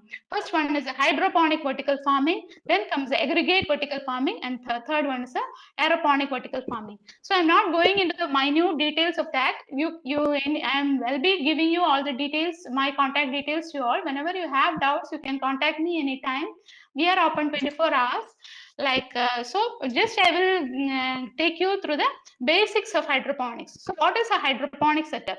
So hydroponics, it can be classified as a solution culture or a liquid culture or liquid hydroponics. Second is a solid media culture or aggregate system. Third is an aeroponic, and fourth is a big system. All these systems can be, except the aeroponic system, can be practiced very well in a terrace or balcony. Okay, so what is liquid hydroponics? So in liquid hydroponics means we are using a water nutrient solution which is circulated around the plant root system, and whatever water nutrient solution we are using in the system, it can be collected, it can be replenished, and it can be reused. That means we are not wasting a single drop of water as well as a nutrient which is provided to the system. So it is a totally conserved system, as I saw. So first type of a liquid culture is an NFT system, that is a nutrient film technique. So what is an NFT system means? NFT system is a rectangular type of hydroponic system. Here you can see in the picture, this is called as an NFT system, wherein we are by use of NFT benches, we are cultivating the crops. So here in this system, what are the materials which we require for setting up of an NFT nowadays even in online also you can purchase such type of small systems are available for a terrace or a gardening purpose. So these are all the different materials which we require for setting up of an NFT or nutrient film technique. Like we need a small container or a reservoir tank, we need a small submersible pump, we need tubes, and we need net pots, we need a growing media, we need seeds, and we need NFT benches. So these are all the different components for establishing an NFT system. Any problem? Yeah. So, so these are the different type of NFT arrangements which is available nowadays. So one is a flat style. So in a different dimensions it is available, such type of NFT systems, and it can be an A style. If a person doesn't have more space in his terrace, he can go for a such type of an A style, wherein vertically he can grow the crops. And still sophisticated types are available, which is I'm not going to the details of this because it requires grow light and all. The whatever sunlight which is available, by utilizing that sunlight itself, we can grow in the first two systems like flat style and A style. Okay, so here I have given a schematic representation of a small NFT model, wherein this is a 3 meter. So if a person just have a 5 feet of area in his terrace, he can go for a such type of NFT system, wherein he can go for almost 150 plants in a very small space of 5 feet, which is literally not possible. Like for a growing 150 plants, we know how much area plants will take. So by growing for such type of vertical NFT systems, he can accommodate around 150 plants in his terrace or balcony. Okay, so which are all the crops which we can grow through an NFT? Actually, sky is the limit. We have tried different crops.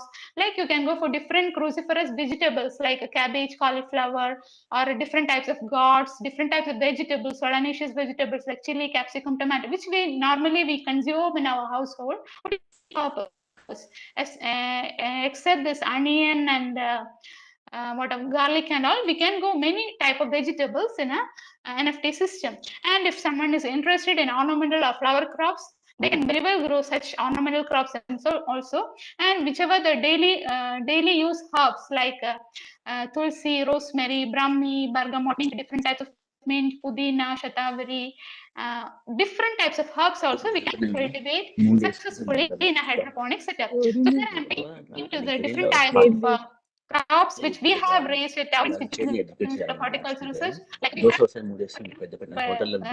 studies on marigold. I'm getting some distraction, madam. Nirmala, madam, please mute your audio. Yeah. Okay, thank you. So other crops like cabbage, and here you can see the root growth which we have seen in this NFT system, and the different types of medicinal herbs like mint, rosemary, brahmi, kalmek. Any crop with little nutrient manipulation, we can grow any type of crops in hydroponic setup. See, here you can go for different type of even bottle gourds, ridge gourds, zucchinis, bitter gourd, tomatoes, chili. So for a small household purpose, we can adopt such systems for our daily needs. Okay, so even we have tried with even flower crops like gerbera. So my earlier speaker was telling how we can grow maybe the bigger crops in a hydroponic setup. For that also we have come out with a solution, because what we have observed is when we are directly putting the crop into such type of hydroponic setup, what we have observed in our studies is that once they grow, the crops, the roots will be spreading like a mat inside the system, and it is clogging the system. Some leakage and all was happening, and so that's why with taking that problem only, we have come out with one system called as a wick system, wherein instead of the root going directly to the system, only the wick. Here you can see this is called as a wick. Normally what we use for our household purpose for lighting the diya and all, we use a wicking material. Wicking material is nothing but it is a material which can absorb the water and by means of capillary action, and it will be transported to the media which is present in the pot. So instead of the root going directly to this media, to this bench, the wick will go directly and it will absorb the water nutrient present in the setup, and it will be transferred to the growing container. So that is one modification what we have studied. So coming to the next system, that is a deep flow technique or DFT. So what is a DFT? Here, whatever I have told in an NFT, the materials required are more or less the same, but here the shape of the pipe, it is varied. There it was a rectangular flat pipe. Here it is a cylindrical pipe. So that is the difference, main difference between NFT and a DFT. And here also we can, A-type DFTs are available, wherein we can go for different flower crops or different leafy vegetable crops, like whichever we normally use for salad purpose and all, like spinach or methi or coriander or lettuce, whatever, different crops can be taken up in a vertical, DFT system, that is a deep flow technique. Here we can go for cauliflower, different crops. So for an enthusiastic gardener, actually sky is the limit. He has to practice and he has to become confident. Once he gains the confidence, he can grow any array of crops in his balcony or terrace or wherever place available. Okay, so the main difference between the NFT and DFT here, just in this from this diagram itself, you can be able to understand. In the NFT, that is a nutrient film technique. Here it's a flat container, and because of the flat nature of the container or the benches, here only a thin film of nutrient solution will be flowing. And here, whereas in a DFT, there will be always a 2 to 3 centimeter nutrient solution in the cylindrical shape tube of the system. Okay, so that is the main difference between NFT and a DFT.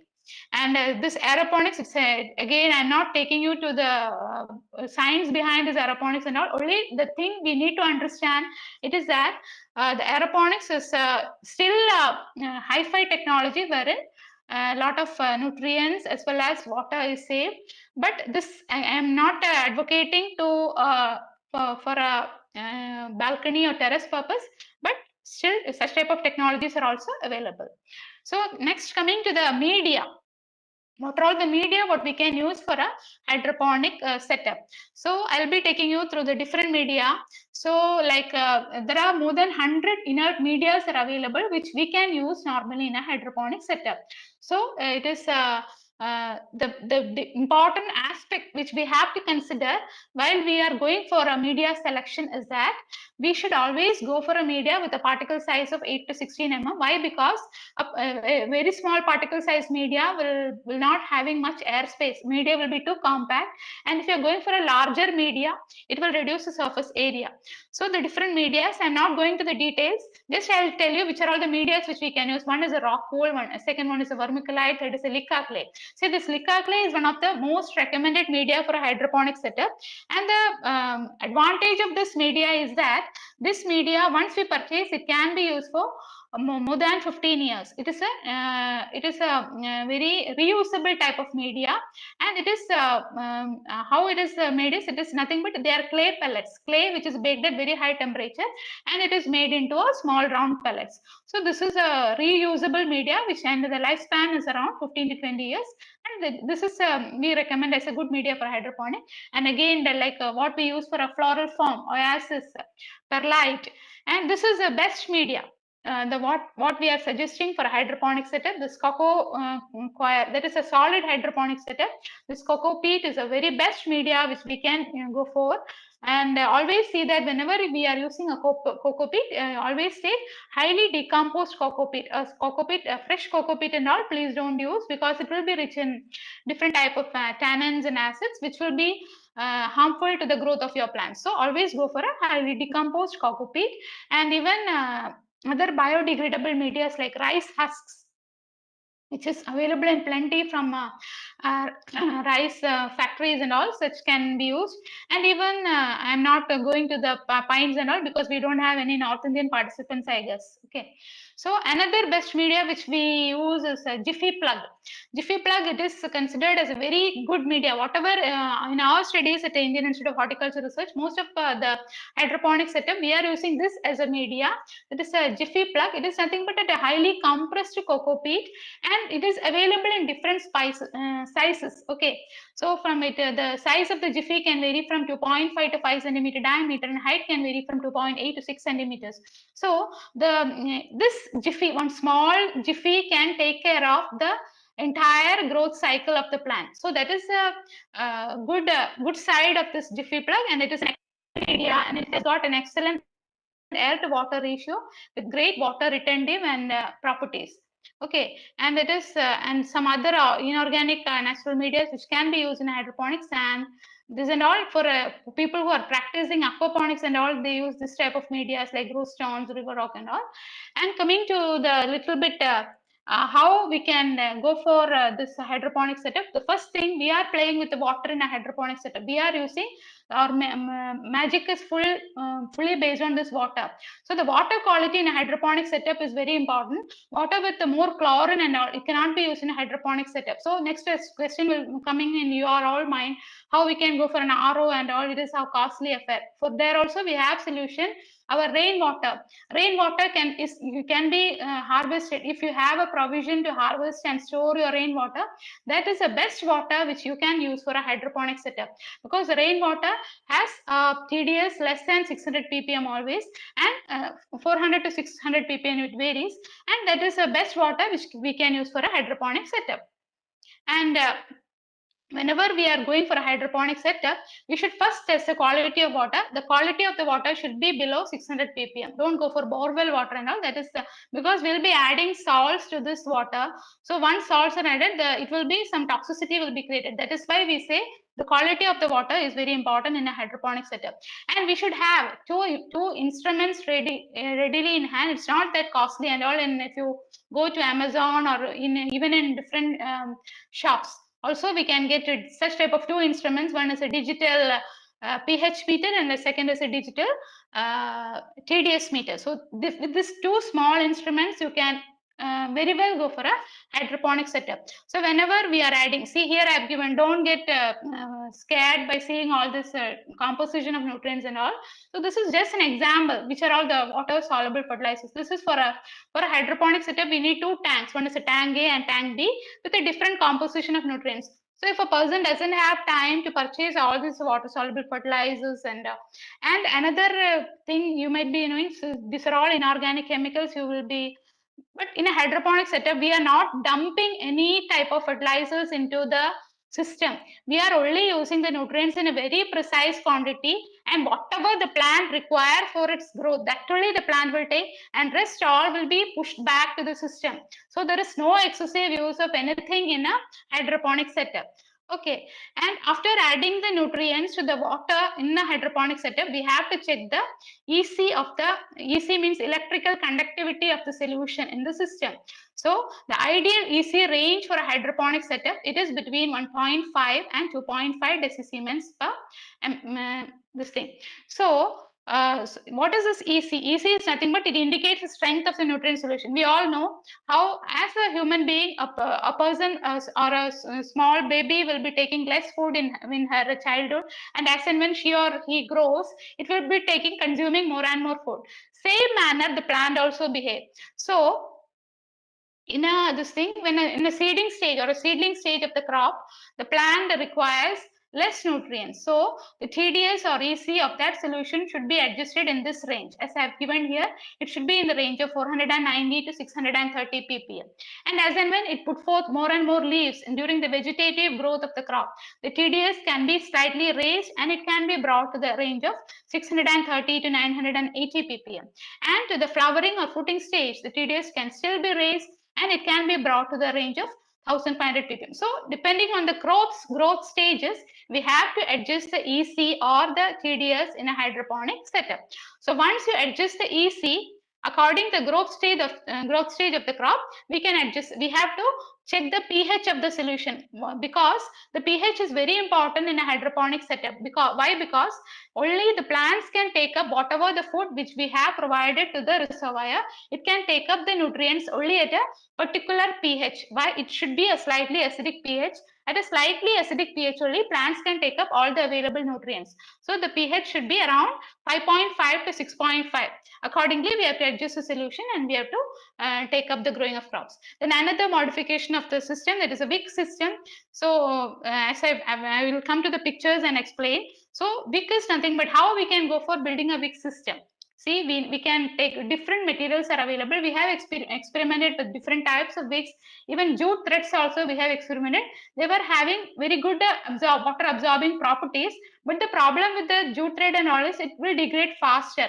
So when we are taking up some crops like vegetables and all, it will not remain for a long time. Okay, it will degrade in a period of matter of 3 to 4 months. So we have come out with the one type of wick called as a nylon with polyester material. It's a that material. It is considered it is not degrading faster and it can stay for around 3 years. So such type of wicking materials can be used for building up a wick system. And what we are doing, if we are growing in a grow bag or pot in a terrace, you can take a pot and you can drill a hole to that pot, and you have to in market take off this black colored material is called as a take off. In hardware shops and all it is available, and you need a washer. So why this is known as a washer, that round material. We will insert a washer to that pot. Why? Because we don't need any leaking. We want to conserve the water. After inserting the washer, we will insert this wick in this container, and this wick will be inserted directly to the system, and the wick will take care of the entire water and nutrient requirement of the crop. That's how we have to grow for a wick system. So this is another wick system, vertical wick system we have experimented at our institute. That is a vertical wick system, or otherwise known as I-frame, for leafy vegetable crop. This type of system can go very well in a balcony or terrace setup. Here you can see this is called a vertical I-frame wick system, wherein we can go for a 12 months crop. Throughout the year, we can raise different leafy vegetables which we normally use in our for our household use, like methi, coriander, amaranthus, palak. Different leafy vegetables can be grown very well in this type of system, which can accommodate around 140 pots. That is, both sides of the system can be utilized. This side will accommodate around 70 pots, and the other side also can accommodate around 70 pots. Total 140 pots every month. Like almost 8 crop cycles. 8 crop cycles are possible in a year. So when we are purchasing some leafy vegetables from market and all, we do not know how much pesticides must have been dumped into that leafy vegetables. So why can't we go for such systems wherein we can we can harvest our own fresh hygienic produce without much labor? See, these are just pots. Just fill the media into the pot, and there is no watering from the top. The entire watering is taken care by this type of wick system. So this can be very well adapted for a balcony setup. So these are the leafy vegetables which we have harvested from our vertical wick systems. And again, for growing different vegetables like gourds or tomatoes or whatever, brinjals or all, this is a horizontal wick system. Here also we are not watering even for a lazy gardener or a person who doesn't have time to water his plants. You just set up the system, and the entire crop growth will be taken by the wicking system. So here how the system operates means down we have a reservoir down, and from the reservoir the water will be circulated always to this wick, means below this pot. All these pots what you are seeing, the wick is inserted below these pots, and the watering need is taken care by this wick system. So this is a horizontal wick system which is very well suitable for a garden in a terrace or balcony. Okay, so these are the different steps which we have, how we have arrived at this systems and all. I have shown in this diagram. And even in grow bag also, such type of wicking technologies can be practiced. Here there is what we have done is we have laid down the pipes below. And we have inserted the wick to this pipe, and the wick is providing the nutrient to this crop grown in this grow bag. Okay, so this is how we insert the wick. See, we lay down the pipe. Here we have put a washer with the help of a takeoff and washer. We have inserted the wick to the pipe, and 24 hours water will be running through this pipe inside the system. And this is a nylon wick, what I was telling. And the wick will absorb the water nutrient solution from this pipe, and it will be taken to the root zone, near the root zone of the crop. So that is how we have laid out the. So here you can see the growth of the crop. We have raised different crops like nolcol, cabbage and all in this by adopting this wicking technology. So again, these are pictures of different wicking systems. Here you can see the different gerbras and all what we have grown in the, coming to the little bit aspects of vertical farming. So for people who doesn't have space, don't worry, we have enough scope for going for vertical farming. We can increase the planting density in a vertical farming by around 5 times and by utilizing effectively the vertical space. So this is one of the technologies which we have come out at EEIhyd, that is by utilizing effectively the vertical space. Okay, around 10 feet height we have utilized in such a setup.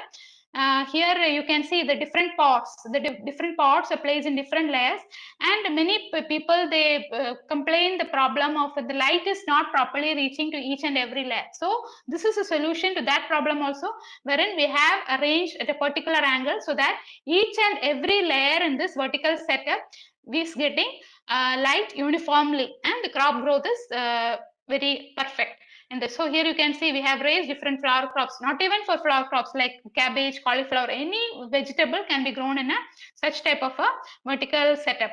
Okay, here you can again, this is our experiments on gerbera.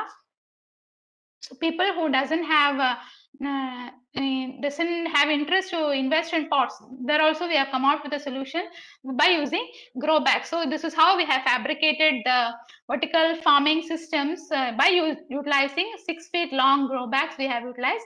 And here you can see almost whenever we can go up to an extent of up to a height of 12 feet height, we can go to this type of vertical farming, and both sides can be utilized.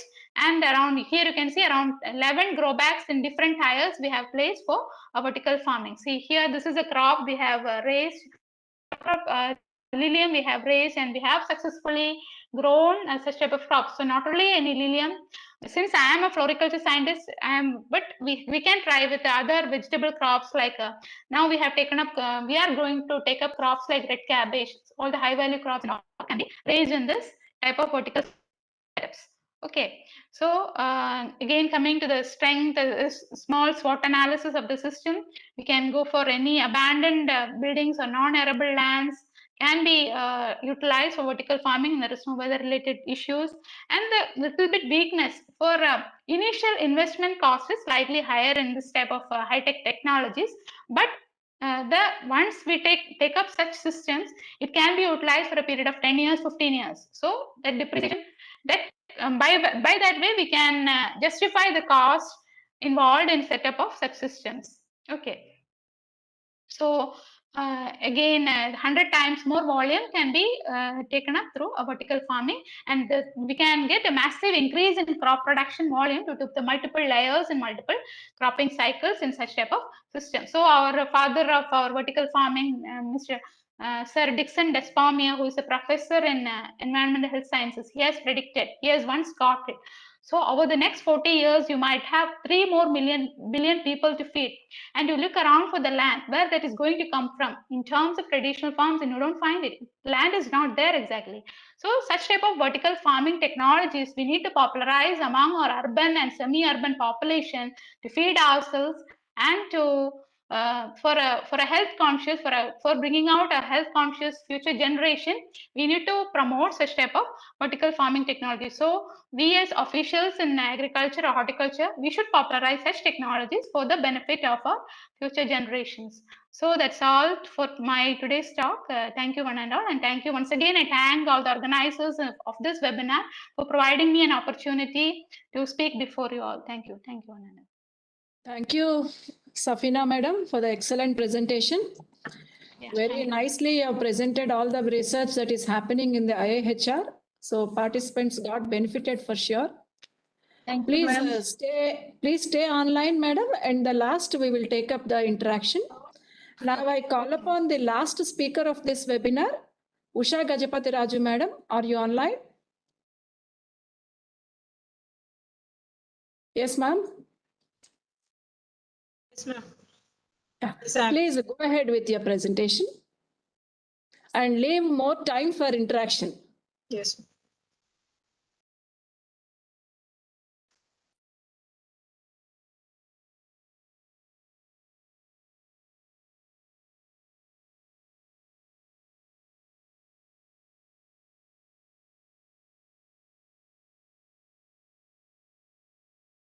Ma'am, Am I please. audible, ma'am? Right. You are audible and it's visible also. Please go ahead. Yeah.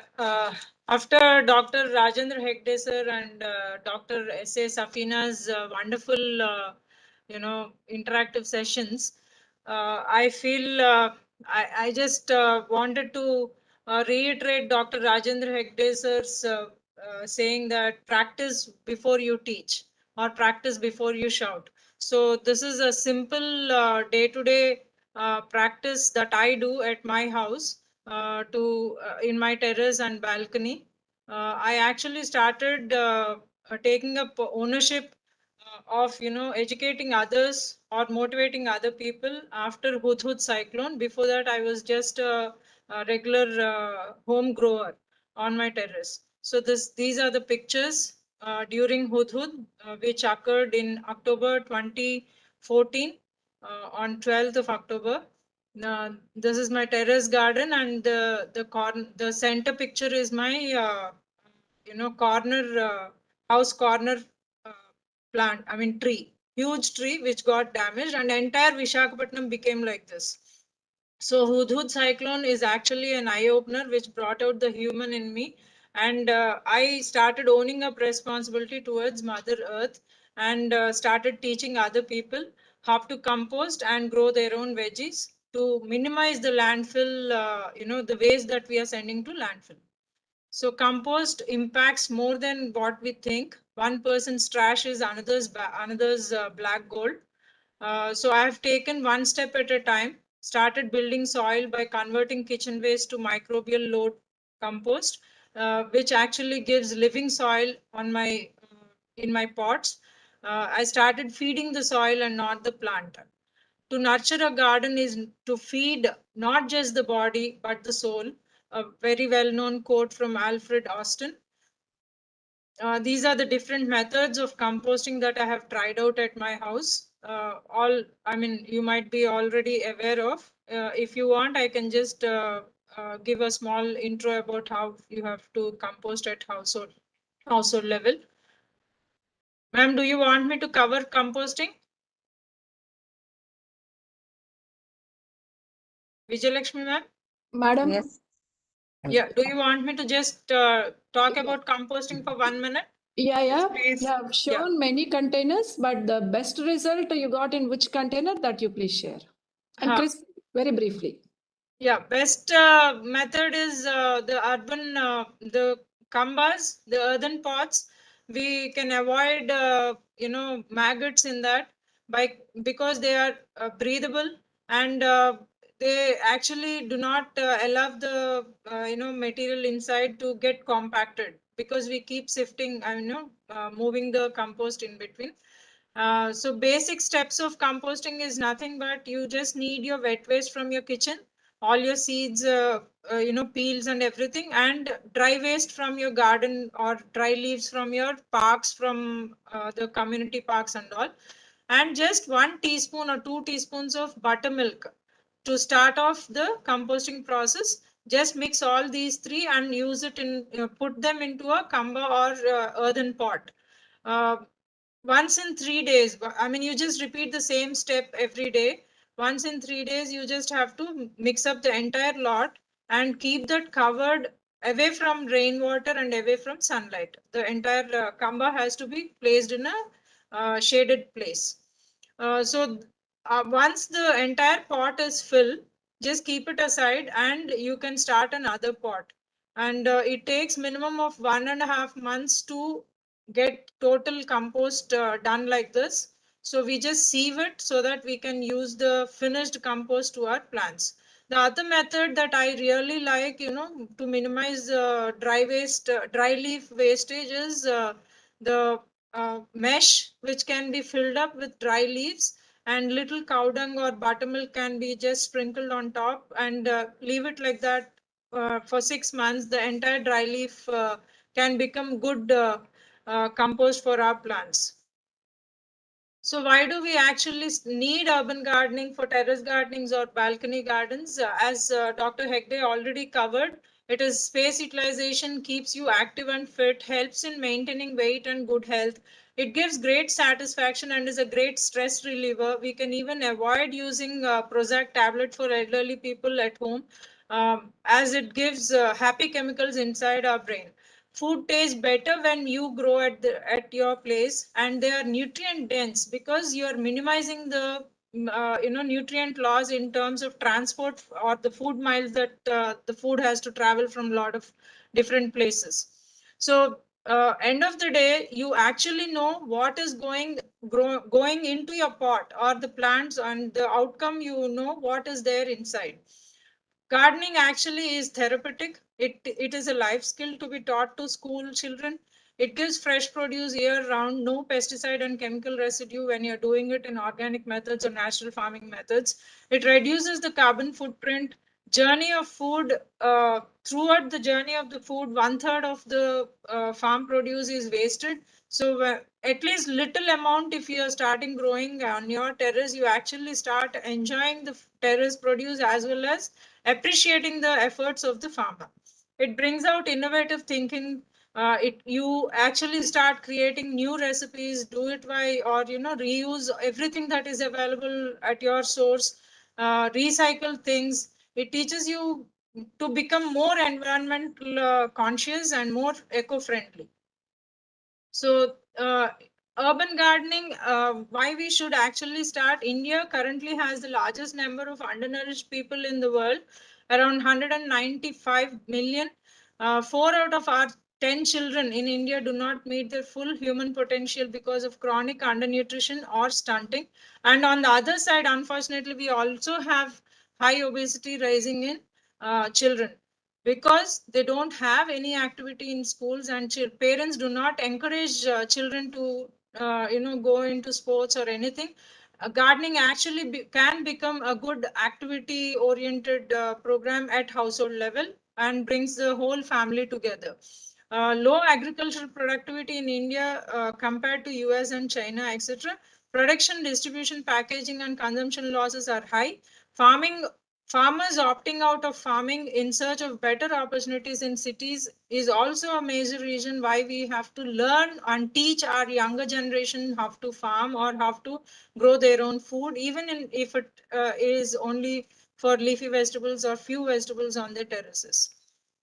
So who all can do urban gardening in terraces or balconies? Anyone can do. There's no gender or age disparity. Even elderly people can take part and young children can take part in farming or urban gardening. So where all can we grow? Balconies can be the best option because of the cemented raised surfaces that we have all through the cities. All of the cities are just we are just seeing the cement roofs. So instead of that, if we try and convert our balconies or terraces into beautiful gardens like this, that's the best way of utilizing maximum of space.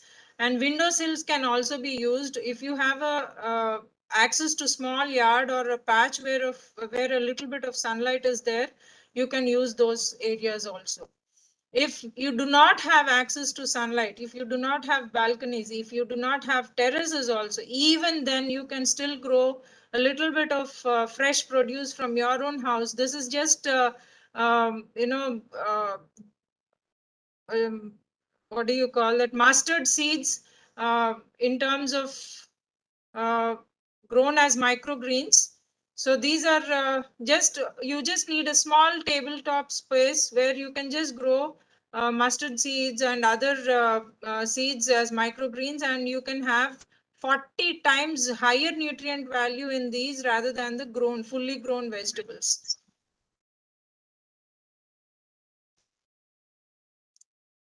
So what all is required? Of course, you need a container. And what type of container do you need? I would rather suggest for a person who is a starter, anything that can hold soil is a good container for growing your vegetables. So this is a 5-liter oil can where I have used it for growing pudina, which I've got from outside. Pudina, just take out the leaves and put them in that soil, and you can have fresh pudina at home continuously. At least 4 to 5 harvests you can take, provided you give them good compost. And the larger the container, the better. Most of the vegetables or herbs can be grown in containers. Pots, planters, rice bags, empty milk cartons, grow bags, bottles, paper cups, thermocol boxes, tires, bamboo baskets, takeaway plastic containers, everything can be used for even Amazon bags. Now we are getting eco-friendly brown cover. Earlier there was plastic cover which they used to send with all our orders. Those covers are also good to grow anything that you want at home. So what is the potting soil medium? Potting soil medium is red soil, is to vermicompost or compost, the cocoa peat, rice husk or coconut fiber, which is already pre-washed. So take these three in equal portions and that becomes your potting soil for a starter. Things to consider is size of the container for the plant chosen, drainage and the material that is going inside. The container size is 6 to 8 inches. Pot is best for all leafy vegetables, especially like lettuce, radish, salad greens, basil, coriander, methi, bush beans, garlic, onions, and peas or mint. 8 to 10 inches pot is good enough for creeper, beans, carrots, cucumber, brinjal, chilies, and spinach. 10 to 12-inch pot like beetroot, broccoli, ladyfinger, potatoes, sweet corn, all gourds, lemongrass, etc.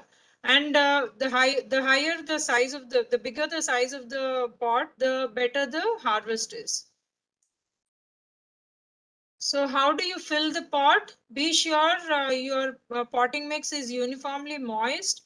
Fill it by fixing on the sides of the pot and not pushing the soil in the center of the pot. Don't fill the pot up to the rim. Leave some space for watering and to add mulch on top. The container location, best location is at least 6 hours of sunlight per day. But if you are not having so much of sunlight, even if you are having 2 to 4 hours of sunlight in a balcony space, you can still grow greens. Beans, beetroot, mustard greens, and radish can be grown with 4 to 6 hours of sunlight. All gourds need at least 6 to 8 hours of sunlight. So caring for your plants is watering just enough to keep the soil moist. Most of us have a tendency to water our plants with a hose, wherein we do not even judge how much water is going into the plant. So minimize the water and see if the plant really requires water, then only water it. Do not have use the hose, just hold it for some time and then let the water drip out like that. Then mulching, cover the soil by dry leaves or live mulch. Regular feeding with cow dung manure, Jivamrutam or Ganajivamrutam, compost or vermicompost. Pest control, move away from chemical pesticides. Crop rotation is the best way of handling your soil nutrients. Fertile soil consists of high quality quantity of humus, and biodiversity in your terrace actually helps you to minimize all pest related issues. Then the plant nutrition, primary nutrients like nitrogen, phosphorus, and potassium need to be given. Secondary nutrients like calcium, magnesium, and sulfur. Micronutrients like zinc, iron, manganese, molybdenum, copper, and boron. This is a small picture that I've taken from the internet. Depending on the leaf color, we can actually try and utilize the nutrient that are required for our plants. So can anyone guess how many plants are there in this, how many varieties of plants are there in this pot?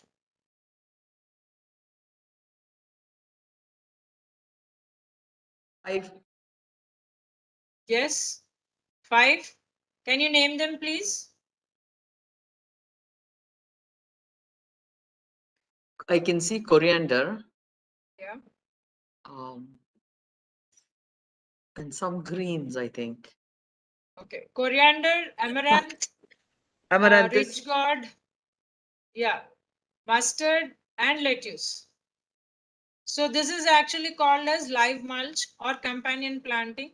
Of course, I've just sowed the lettuce and coriander with rich gourd, but the others have come as a weed, or the seeds have just flown in and they came up on their own. So what I will do here is just take out the amaranth first, start harvesting the amaranth first, because they are heavy nutrition feeders. So pull it out so that it will allow the other plants to grow.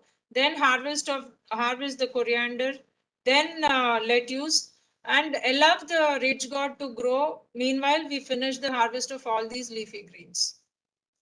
So companion planting is again one method of growing maximum in a very limited space. So this is again available on the internet. Just see which family is compatible with the other plant and then grow accordingly. So within the same spot, you can grow one or two different varieties of plants so that they don't compete with nutrients and they grow symbiotically or along with together. So these are the community workshops that I've done for Visakhapatnam citizens. Have completed over 200 plus. So during COVID, I have seen a rush of people, searching for good food. So when you start growing your own vegetables or your own herbs at home, you actually do not have to rush out to buy these kind of stuff. Ponnaganti, Galijeru, these are the terms that we usually term in Telugu. These leaves, once you sow them, you just need to give a little amount of handful of compost every 2 weeks, and they just surprise you. They don't die at all. They keep giving you more leaves and you will be sick of having that same vegetable very often. So just for a starter, I think these are the two leafy vegetables which are very, very easy. You don't have to take care of them at all. Galijeru and Ponaganti, they just grow like anything. And just chop them and use the leaves for your dals and curries and fries. And then again, turmeric is one thing which you can grow in huge quantity on a terrace also. And it gives you all through the year supply. So this is a turmeric that I've taken from the terrace. And then there's a floral which is called a Shankpushp, which is actually very high in antioxidants. So these kind of vegetables and florals can be included on your terrace or in your balconies. They grow very easily and you can use them as medicinal herbs and leafy vegetables rich in antioxidants, vitamins, and minerals. Turmeric is anti-inflammatory and antifungal. So these are few more pictures that I've just put on. By giving, by sowing a little mustard on your terrace, you are actually trying to attract bees onto your terrace. A lot of biodiversity develops and you don't have to do hand pollination. So many of us, when we go to market, we just buy the carrots. Start demanding the seller for carrot leaves also. Leaves of all roots are edible. Unfortunately, we do not eat them, and they just end up in trash, or maybe some cows and buffaloes will be eating. So start demanding or start asking for the leaves of the carrots, beetroots, and other roots also. Even sweet potato leaves can be used. Colocasia leaves can be used. So please use them and increase your nutrient profile in your daily diet. So these are again few of the pictures from my terrace grown harvest. So as I said, this is Colocasia leaf, which we do not use, but very famous in North India. They make it a nice snack. Instead of giving your kids after coming home from school, instead of allowing them to gorge on chips and other high fatty foods, maybe you can just use the leaves from your terrace and smear a little bit of basin mixture in between the leaves, steam it, and then saute fry in as rounds, and they become very good snack in the evening and very, very rich in nutrition. So I just encourage parents from all different aspects to try and include as many leaves as possible into their daily menu, so that kids actually start getting deviated from the junk food that they eat. So once you start growing on your terraces, or maybe when you involve your kids also into your gardening practices, they actually start appreciating the food that they eat. So by the way, you are actually encouraging the child to understand how the food is grown, and when they actually take part in growing, they stop throwing out food also. So this is my terrace. Unfortunately, all terraces around my house are still, idle without any terrace garden. Only past 2-3 months, they have just started the opposite house, which you see with syntax tank. They have just started growing their vegetables now. So thank you. I'm open for questions now.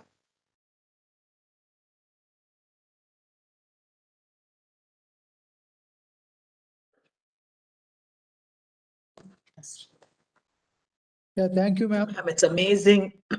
Your Hey, whole please, thing ma'am. was very inspiring. How do you get your soil? How many bags do you need? Because I have a terrace and I've got, I think 17, 20 vegetables growing now. And I've already crossed the 30 sacks of mud and cocoa peat, those blocks of cocoa peat and compost, cow dung. Where, just how much and where does all this, how do you go about doing the major stuff like My that? soil is almost like 15 years old. I have shifted into this apartment in 15 years back, and the soil that I have right now is that old. I do not buy soil anywhere. The only time that I have invested in soil is during the construction of this house. And I just start replenishing the soil by adding more amount of cocoa peat and more amount of vermicompost or compost, which I do at home. So that is all the amendments that I do. Initially, I used to do Jivamrutam and Ganajivamrutam, but I have reduced that also right now. Actually, nowadays, I think my interaction or intervention on my terrace is very, very minimal, because I maintain biodiversity, I maintain companion plants, and I do crop plant rotation in the pot. So this time, if I have sown leafy vegetable in a pot, next season I will be sowing some other vegetable in that pot. So the same nutrient is not utilized from the soil. So introduction of buying soil again, I haven't done. So initially, yes, I have got a lot of soil from a farm when they are digging up some, for a pond. So that's how I got my soil. But yes, of course, every time we are changing the pot, I mean, every time the harvest is over and the season for that particular plant is over, I redo the potting again. So that's when I add vermicompost again and cocoa peat. So I don't need to add vermicompost very regularly, ma'am. Every week, every fortnight. Every fortnight I do add a handful of vermicompost or compost, which I make at home. Yeah. Okay. Beyond that, nothing is required. Once you buy these 30-40 bags. It all depends on how it is going. See, suppose you have heavy rains and all your nutrients are drained out. So then your nutrient requirement is high. So definitely you will have to give again a handful of nutrition into your plants. So it all depends on your weather conditions, how your plants are growing. We are in Bangalore and going through monsoons, right?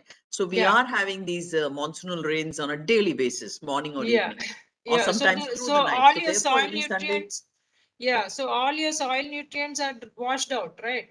Yes. So if you have a collection point from your terrace to your cellar, where all that water drained out is collected, that water can be reused again. So if you do not have that access, maybe you just have to add vermicompost or compost again, or even cow dung manure can be fully decomposed cow dung manure. Okay, thank you so much, ma'am. Wonderful, very nice, very inspiring.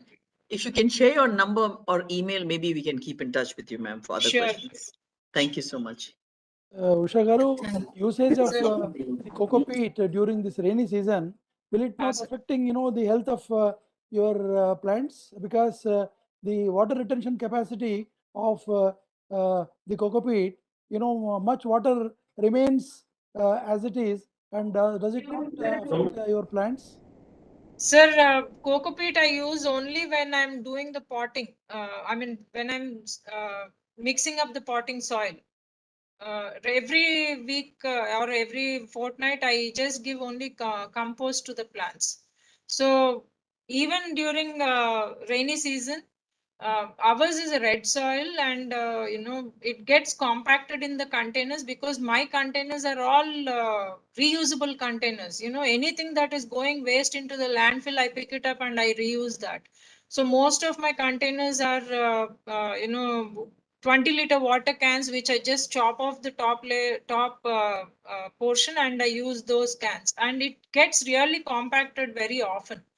So once in 3 months, whenever the season of that particular plant is over, I have to empty that pot again, rebuild the soil again, and then use it for sowing. So No, coco but peat is a what he's must for asking, yeah. but I think he's asking about the excess usage of cocoa peat in the monsoons. Does it not affect the plants? Because of the container or because of the soil that gets compacted, my cocoa peat quantity is 1:1:1. Red soil is 1 portion, and cocoa peat is 1 portion, and vermicompost is 1 portion. So when I'm doing a repotting, I will slightly increase the vermicompost portion, and the cocoa peat portion will be less. Because the same soil is being utilized for past 15 years, I'm not replenishing the soil. Okay, on a general experience, I also find this very difficult because in summers I used to water my plants once in 3 days, and because thanks to the cocoa peat which I have used extensively in all the pots. But it's also slightly on the riskier side now because the rains are splashing in Hyderabad every day for the last 1.5 months. So it is a strain again to the plant, taking so much of water retaining in the roots because of this cocoa peat. Yeah, It's so point one. maybe, yeah, I got And your point point now. Yeah, point sorry, two ma'am, go is, ahead. yeah, sorry. Point two is that being it's a society where we live in the apartments, they are not very supportive of the terrace gardening. Not many people are very enthusiastic of having greens on the terrace. So there is a lot of opposition that we are receiving it. So is there any rule that now prevails? Because if you have interacted with other apartment dwellers in the city of Vizag, is there any rule that terrace can be used for gardens, or it is a very private thing? If you can focus on that point also. Thank you. Yes, ma'am. Yeah, point number 1, maybe because Vizag, we are not fortunate enough to have so many rains. Our rain season is only cyclonic rains. So during cyclones, yes, I have the excess water problem, but otherwise we don't have really so much of rain in my area. So maybe that's the reason why I haven't found it difficult by using cocoa peat. I hope this answers your question. And then the second point is, yes, apartment dwellers have a very great problem to utilize the terrace. So the best method is first start growing in your balconies. Share that produce with your neighbors.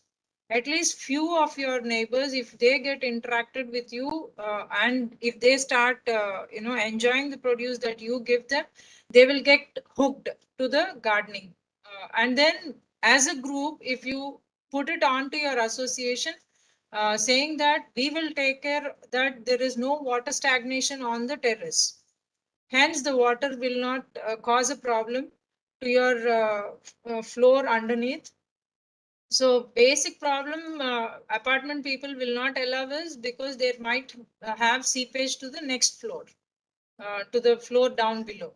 So if you have a issue something like this, maybe if you just do it a waterproofing, or even while construction, if you are in that building right from the construction, if you talk to the builder saying that we are planning to utilize the terrace for terrace gardening, then slope has to be maintained so that all the water gets into the outlet that the terrace has. So if there is no water stagnation on the terrace at any given point of time, usually builders build the terrace accordingly to not allow any water stagnation. But over repeated use, I think, yes, there will be certain issues that you will have water stagnation. So if you take care of that issue, maybe I think you will have a positive attitude from the rest of the people. Or maybe you need to talk to the community that your association people, and go as a group rather than going as an individual. Yes, the point is well taken. The inclusivity of gathering all the people makes a lot of difference. So that's where Yes. I initially started it. I started sharing some of the flowers for their puja or tulsi for their other things. So all those tiny things have started helping me out. But on a larger scale, not very. People are still supportive of that. They still see that it's a lot of blockages for their walking. Or hardly people come to walk there though. But they see that as a nuisance because they don't enjoy seeing greenery. But on the other point also, probably the seniors in the group, they can also address, does really having pots on the terrace give seepage to the walls? Because the kind of rains actually we have in Hyderabad is like a tremendous and very good amount of rains. Considering them, the watering what we do for about 100 200 pots, would that really give a seepage? Probably someone in the seniors also can talk about this. Thank you. Okay, thank you, Usha madam. Dr. Rajendra Hegde sir is online. So some of I just wanted to add for what Usha said. And exactly. Sri said, one or 2 points that I just wanted to add is, one is, so if you want to convince your own apartment or your neighbors, you have to be in the management committee. So that you can take the decision. So that is very important, and the terrace is the common place. So all 100 has to agree. It is not 1 or 2 can agree, or anybody can dispute. The third point, because these are all the experiences in Bengaluru. Third is that, you should, as a community, that there can be stands on which that the plants can be kept, so that it is not directly in touch with the terrace space. So there is no question of water seepage. Convincing the last floor people, yes, as Usha said, it is very important. That's what we have done in summer, and may not be regular gardening activity to disturb the seniors, the walkers, and other things. At least some corners where the perennial plants, like maybe the ornamentals or the flowering plants, and these can be kept, which are less and which need less maintenance, and at the same time they will not disturb the this one. But they are just green spots, probably the oxygen plants and other things. So that way we try to convince people, and many apartment they are trying to use their places. Now in Karnataka, in Bengaluru, the Karnataka State Pollution Control Board is putting some pressure on them, because they have to convert the wet waste into compost, and they have to compulsorily use the sewage treatment plants to treat the water, the household grey water. So they have water, they have compost, why not garden? So that is where they are linking, and the apartment association with about 200, 300 apartment associations, that they are all coming together, and they are all coming out with a common agenda that yes, we have to use this terrace spaces to grow some green plants, not necessarily vegetables, or which can be used, which can probably lead to disputes of sharing.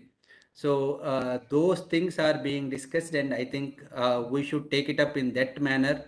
So when it comes to sharing, we are not that much used as Indians. So we are very selfish. So at least in this case, probably people may agree, and they should go for it. Thank you. Yeah, thank you, Hegde sir. Sir, in addition to going for the waterproofing to prevent the water leakage, do you have any other suggestions, sir, to prevent water leakage from the tops? No, one point I said is that instead of waterproofing is, yes, if required, that as Usha was telling, in case that if we are part of the construction process, if we are there, or if we have booked the flat in the very beginning and we are influential, so we can just tell the builder to have the last floor very nicely, so that this rope and other things are there. Waterproofing paints are there that can be applied very easily and simple. The third point is to put the containers on stands. so that there will be air movement. There is no question of water collection at the base of the plant. So it will not add any additional weight. See, every square meter can sustain the apartment that you just ask the builder that how much of weight that the terrace can sustain. They themselves will tell that it can sustain a weight of about 200 kgs.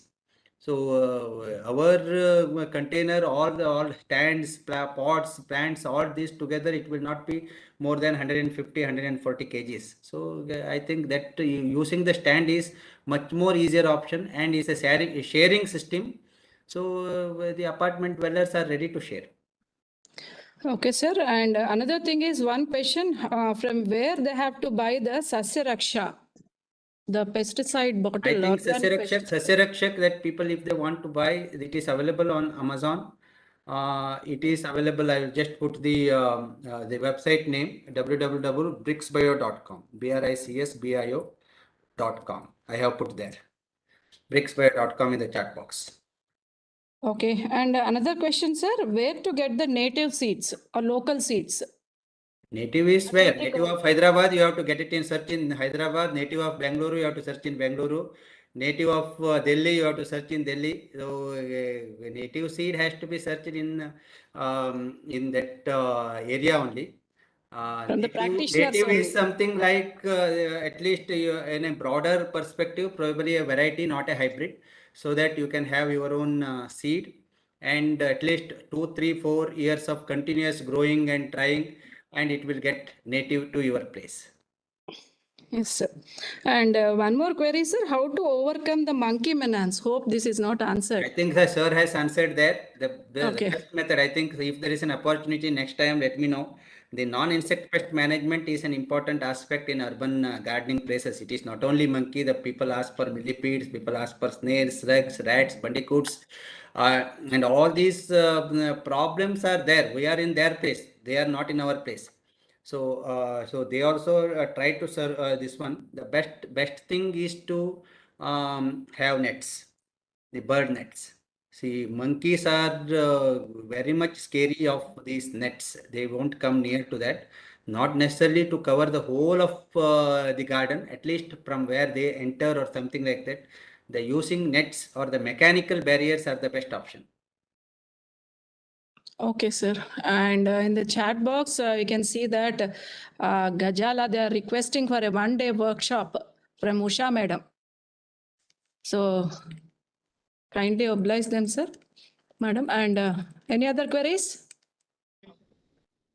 I would like to know whether there is any scientist or whether there is anybody who has been very actively into the grafted plants. Recently, we had a workshop in Ravindra Bharati last Saturday. The ICRISAT scientist team is working with the Andhra Pradesh government in the Center of Excellence, and we got the plants, the saplings from them, brinjal, tomato, and chili, because this particular technology or technique is being of very recent origin. I would like to know if anybody in the team, if anybody in the participants, has the know-how, the methodology, the precautions, all these things, the nutrition, especially in organic farming. Thank you.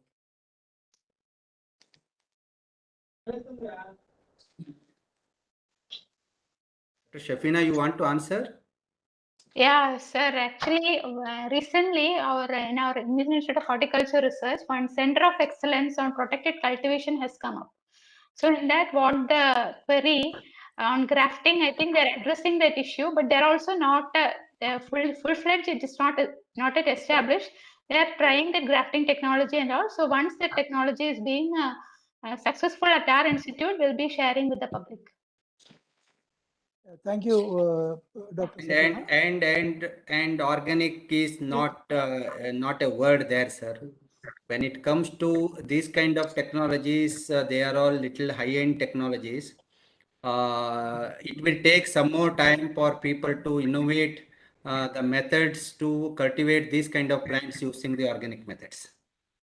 Thank you, Dr. Hegde. In fact, I have asked one of the enlightened farmers to grow both side by side, the organic as well as inorganic, and then let us see what happens, after the crops comes out. Because one of the farmers, in Telangana, by name Stephen Reddy, in the between Hyderabad and Sangareddy, has cultivated brinjal, and he got out, very good by the traditional methods. But as you have rightly said, there is not much. Pandavendra Reddy sir, please mute your audio. Thank you. Hello. Yeah, please tell ma'am. Yeah, my name is Manga. I am working in horticulture department as a horticulture officer. Regarding the grafting technology used in vegetable cultivation, we also practiced in Department of Horticulture, Telangana. Okay, ma'am. Yeah, what we are using rootstock is the Solanum tarum. In that we are grafting taken by the tomato, some of the hybrid varieties like Saho, US 448, and also some of the brinjal varieties like protected cultivation and My question is very specific. See, when you said about Solanum tarum. Solanum tarum, if you use and then, for about 3 months or 4 months, it doesn't give you, the flowering, what will you do? Has it been tested like that? I just want that. The one which you are talking about is different from the ICSAT research that is taken place. ICSAT people have tested 2,500 samples and sorry, public garden. Not in public garden. ICSAT is not doing here. ICSAT, No, Center of Excellence. no, Center of Excellence. Center of Excellence demetla is some. Please, Center of Excellence demetla is something different. Your Horticulture Commissioner, Mr. Venkatram Reddy, your Deputy Director, Bhagyalakshmi, your Deputy Director, Vijay Prasad were there in my meeting. It's all very new technology. That is why I'm asking if there are any people who are well versed or who are into this particular technology in a bigger way. See, Dr. Rajendra Hegde has answered, saying that organically it is very difficult because the nutritional requirements of any plant. See, if you are giving the traditional thing, it will take. But when you are when we are organically doing, for example, it is phosphorus. Even if you give rock phosphate won't dissolve in water. Then how you have to give it? All this is a very new nascent technology. And my question has been very specific. Anyhow, thank you. And there is one query in the chat box. Lalbagh is in Bangalore is having our annual fair, 15th August. Can we buy the seeds from there? A government undertaking. Dr. Rajendra Hegde, sir. Yeah. I see. This is a 15-day fair, the Independence Day fair. The Lalbagh has different type of vegetable seeds available, and Lalbagh during that fair there will be many stalls which are native to Bangalore, native to Karnataka.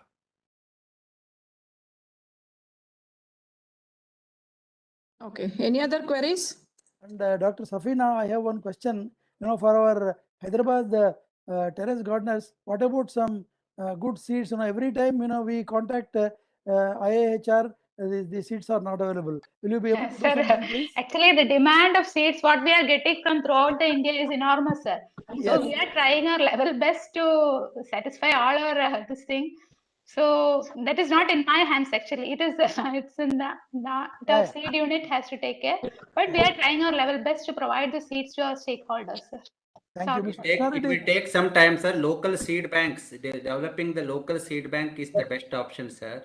Yes, sir. I think in Hyderabad, this is coming up, and hopefully that you should get all these seeds in Hyderabad without asking for IHR support. We are trying ourselves to have a centralized seed bank, to give to our members. Thank you. Yes, sir. See, here in Bengaluru, one organization called Green Foundation, of course, now it could not succeed, and it handed over the responsibility to somebody else. Okay. They had given these native seeds without taking any money. The condition is that if you take 5 seeds, you have to give 50 seeds back. It's a wonderful concept, sir. So I that have also- way, that they try to develop the seed banks and probably cater to the needs of many people. Wonderful, sir. We have also been, trying to, have that thought, that sort of. I think now time is running out. Yes, sir. Thank you. Sir, there are many queries in the chat box saying that they are unable to open the bricksbio.com website. Any problem, sir? Or do you suggest any other one? Rajendra Hegde, sir? If there is any contact number, perhaps I think it will be better. Okay, that will be kept in the chat box, sir. And Dr. Safina, madam, I hope you have answered this question posed by Gayatri on sharing examples of hydroponics practitioners, their experiences in the field. Okay, actually, we are regularly conducting different trainings or workshops on hydroponics and vertical farming. So we have a group also on that. So in that, many of our people, after taking up the training, they have practiced this hydroponic and they are really happy with that. So to share their experience, actually, I have to call them here. That is the only way out. Yeah. Safina, how can anybody join in that, please? Sir, actually, the 3rd week of August, we'll be conducting one offline, on-campus training at EEIhyd only in our Center of Excellence. If you can join, you're most welcome. Thank you. And regarding the systems, that you have developed there, the last system, is there any approximate cost that is that can be known? Yeah, approximately it is that last vertical thing what I have shown, sir. Yes. That is around 25 to 28,000, sir. That is an initial cost. Yeah. Can somebody buy that from you? No, we have actually fabricated. It is actually we are going to patent that structure. Okay. We have fabricated that one. Oh, you have only fabricated that. Yeah. I will just try to have the specifications and then try to get it fabricated in Hyderabad with a private fabricator, so that we have been doing this sort of thing for all our gardeners, right from setting up of the garden till the harvest and also post harvest also. See all the inputs that are required. For example, if somebody wants to set up some garden, then we will try to know from them what is the size of the family and what is their requirement of the fertilizer, the requirement of the vegetables. That is how we plan and then give the end-to-end solutions to our customers. This we have been doing for the last 3 years. For example, the strawberries plants, we get from Mahabaleshwar, and we give to all our members, at 15 rupees door delivery. And the potting mix, that is used, it is a must for everybody. High quality potting mix, we give at Hyderabad 7 rupees home delivery. Whereas the government is giving, in public gardens 10 rupees, you have to go there and buy from them. This is what they are. Okay, another in EEIhyd, we have an Arka vertical garden structure, sir. That even the Kerala government has taken up the technology from us, and they are very happy with that. Actually, it is for a home purpose only. Actually, I forgot to show that one with the different tires. And a family of 4 can very well sustain with such type of an Arka vertical garden structure. That technology is available with us. If you're interested, you can contact our director. That's a great thing. See, our Chief Minister's office, when Priyanka Varghese is there, Secretary to the Chief Minister, looking after the thing, she has been interacting with me. She is very, very proactive and very much interested. I will ask, her and also the Horticulture Commissioner also, like Kerala government, has contacted you for this. It would be better, if such sort of innovative things are made known and made available, to the members. See, this is what has been going on, in our minds. We have about 30,000 members, in our gardening group, and then all this, it is becoming so difficult for us to manage so many things, because we need good qualified or enlightened people to guide them. It is not just enough to open or create one group and then dump some 250 people in that. See, you have to give them the qualitative thing. The other day when we were so happy, that when the question has come, Mr. Rao, are you running a parallel government? See, this very heartening, to note. See, people like you are all very youngsters, Hegde and Dr. Hegde and myself, we are all very seniors in this. So having seen this, unless the research that is being carried out is made available, to the people in the public in large. See, Dr. Hegde used one very wonderful thing. He is what he is today because of Dr. Vishwanath. Has been a very close friend of mine I could not meet him only because of, he asked me to attend the Bangalore celebrations, but, before the celebrations could take place, he was no more. He died. Like Dr. Hegde, Dr. Vishwanath also has been, an entomologist by profession, and, it has been a wonderful experience. That is gardeners, under the leadership of Dr. Vishwanath, and now followed by Hegde and others. Bangalore is now, creating, this sort of thing. And, we would like to compete with Dr. Hegde. Dr. Hegde, you are hearing me. We would like to compete with you and then overtake you. No problem, sir. That's what we want people to be there everywhere, sir. No question of competition. It is only collaboration. No, it is a healthy thing. It is a competition in the sense. See, we exchange views. I asked you something, you told me. It has been a very wonderful experience. Thank you, sir. And Dr. Hegde sir and Usha madam, one small query. In the urban areas, most of the residents live in the apartments. So the conflicts in apartments and raising terrace gardens in apartments is a big issue. Sir, do you have any successful cases of apartments where the conflicts have been very easily resolved, so that this can be applied for other apartments also? It is only personal touch, madam. Wherever, see, I stayed in, I am staying still now, apartments from last 15 years. So wherever I am staying, that I used to conduct regular workshops, the nurseries and other things to come and put up the stalls and other things. So at least those who are interested, they will take up and have some plants. Plants, everybody will love to have plants. The only issue is the, yes, question of leakage and question of weight, all these things. So when you are in among them, probably you have to keep telling them, keep convincing them. That is the only thing. Conflicts will not go up to quarrel. Conflicts will be resolved locally, mutually, and if required, sometimes we have removed the plants from there. No, it is not correct. I think the vehicle movement a problem. So all those things that we have done from on the ground, at the same time, probably for people who are walking, even sometimes in our old apartment, we had a small cycling space for the children. So all those things that we have done, wherever possible, that we have tried to keep the plants. Balcony is the private area. There also people say that don't keep outside, so that water, whenever you water, the water will fall. Sometimes the pots can fall. Don't keep the plants on the windowsill. Yes, we also agree. But in our house, that we have plants in the windowsill, but we have put the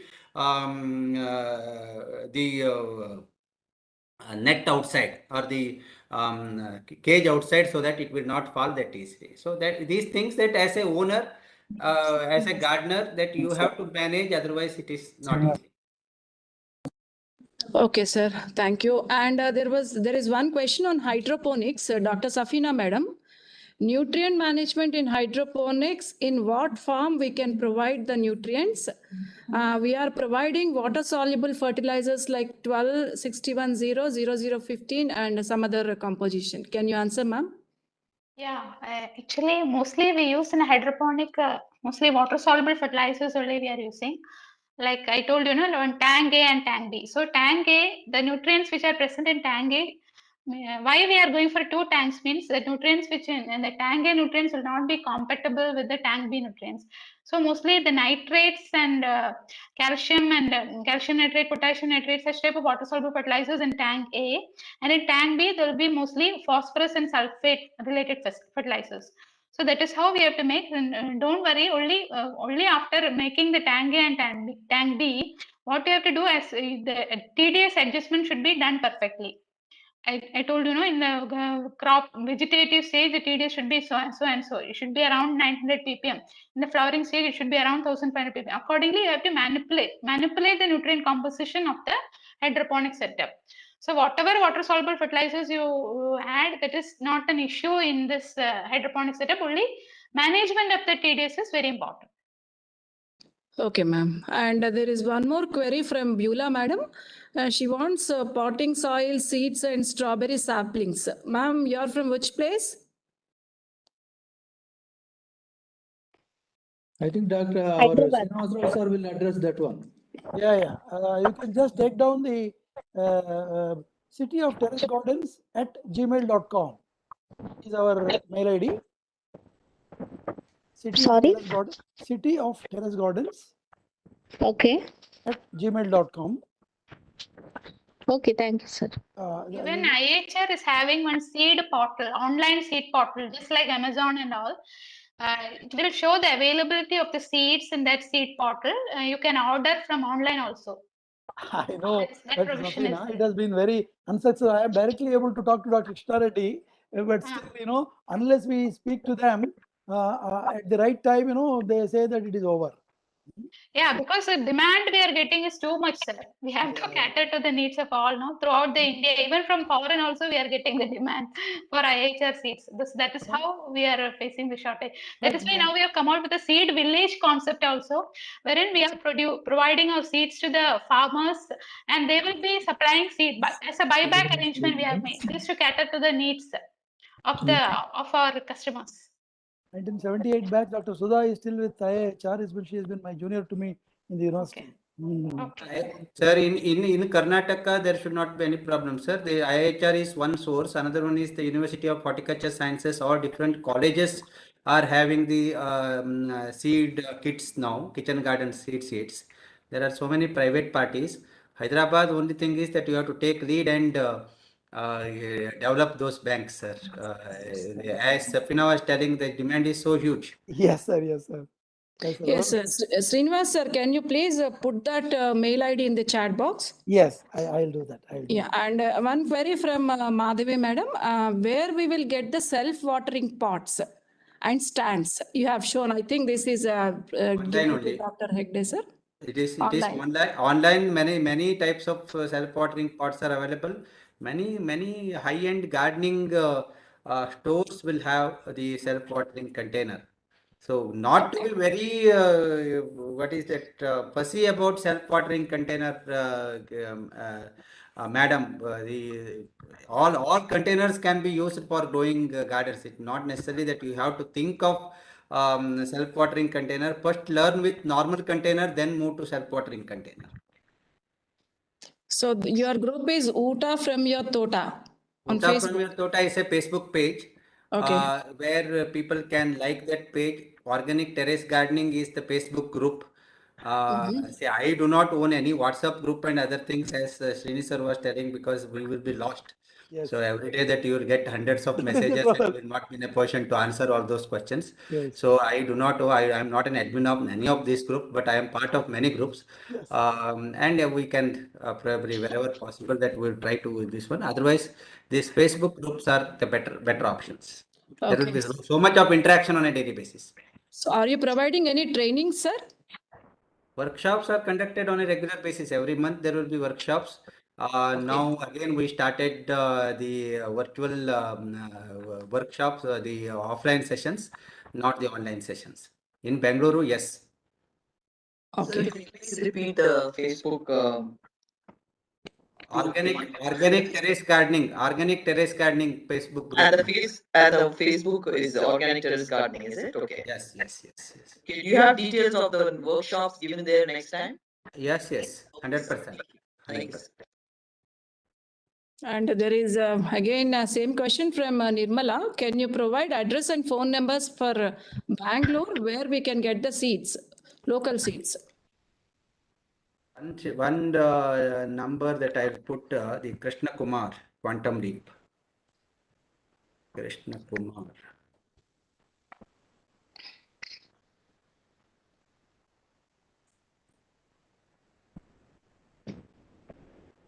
What about Sahaja seeds, Dr. Hegde? It is good. Not many vegetable types, but they also have.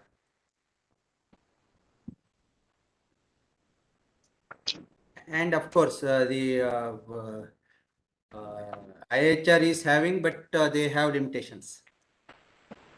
What about the university? Will there be? University is having, sir, sufficient quantities there.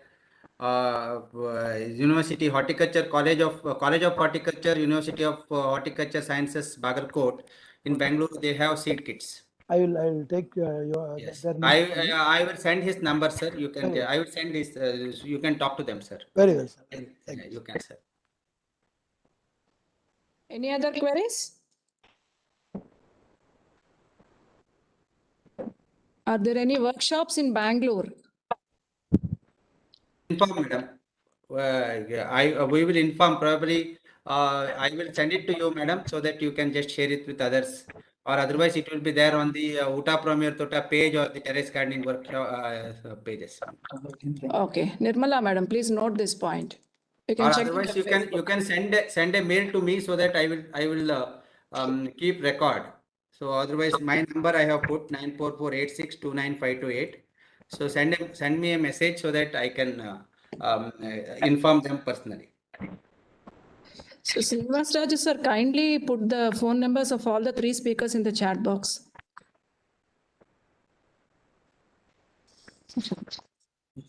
Okay, if there are no questions, so we would like to conclude the webinar. Now I request Dr. Shailaja madam, Dr. A. Shailaja, Professor, Faculty from EEI, to propose the vote of thanks. Thank you, Dr. R. Vasanta.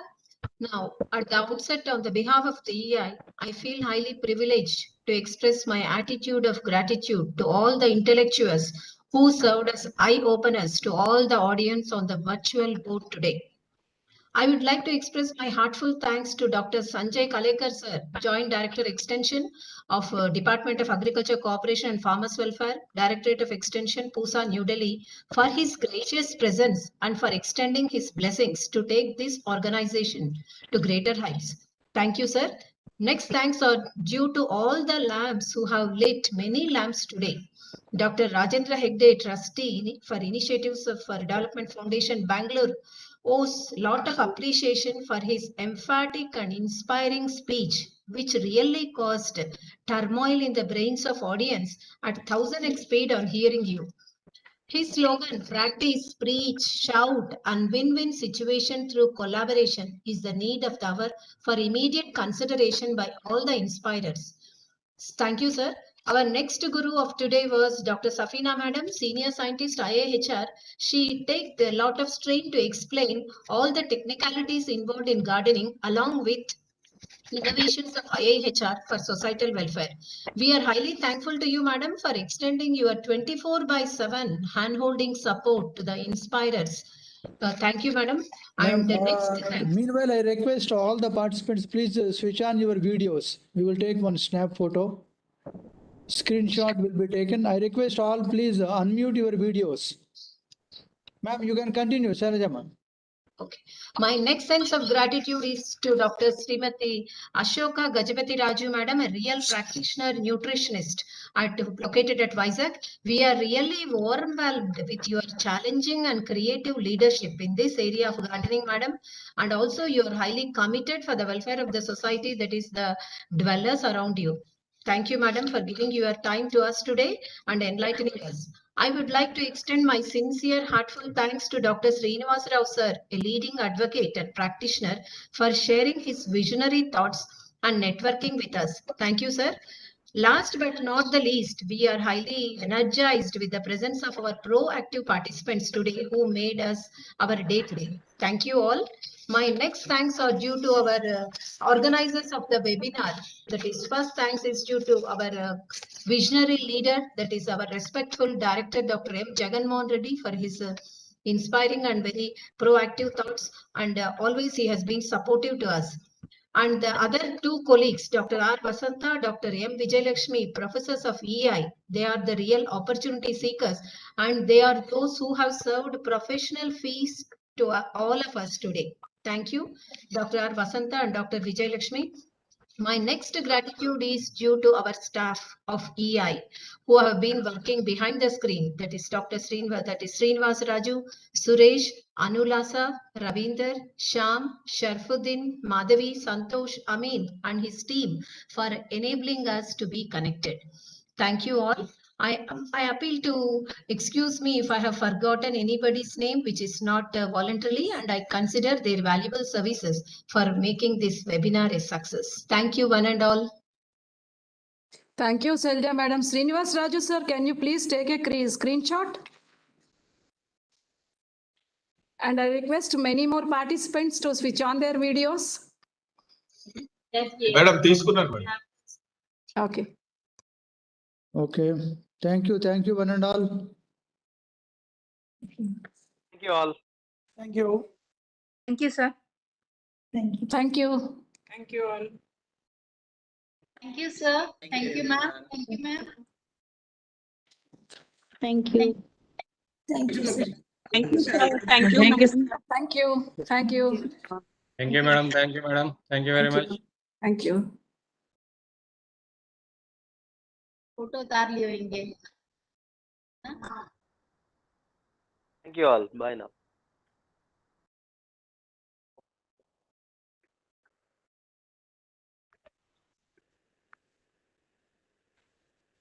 Thank you, madam.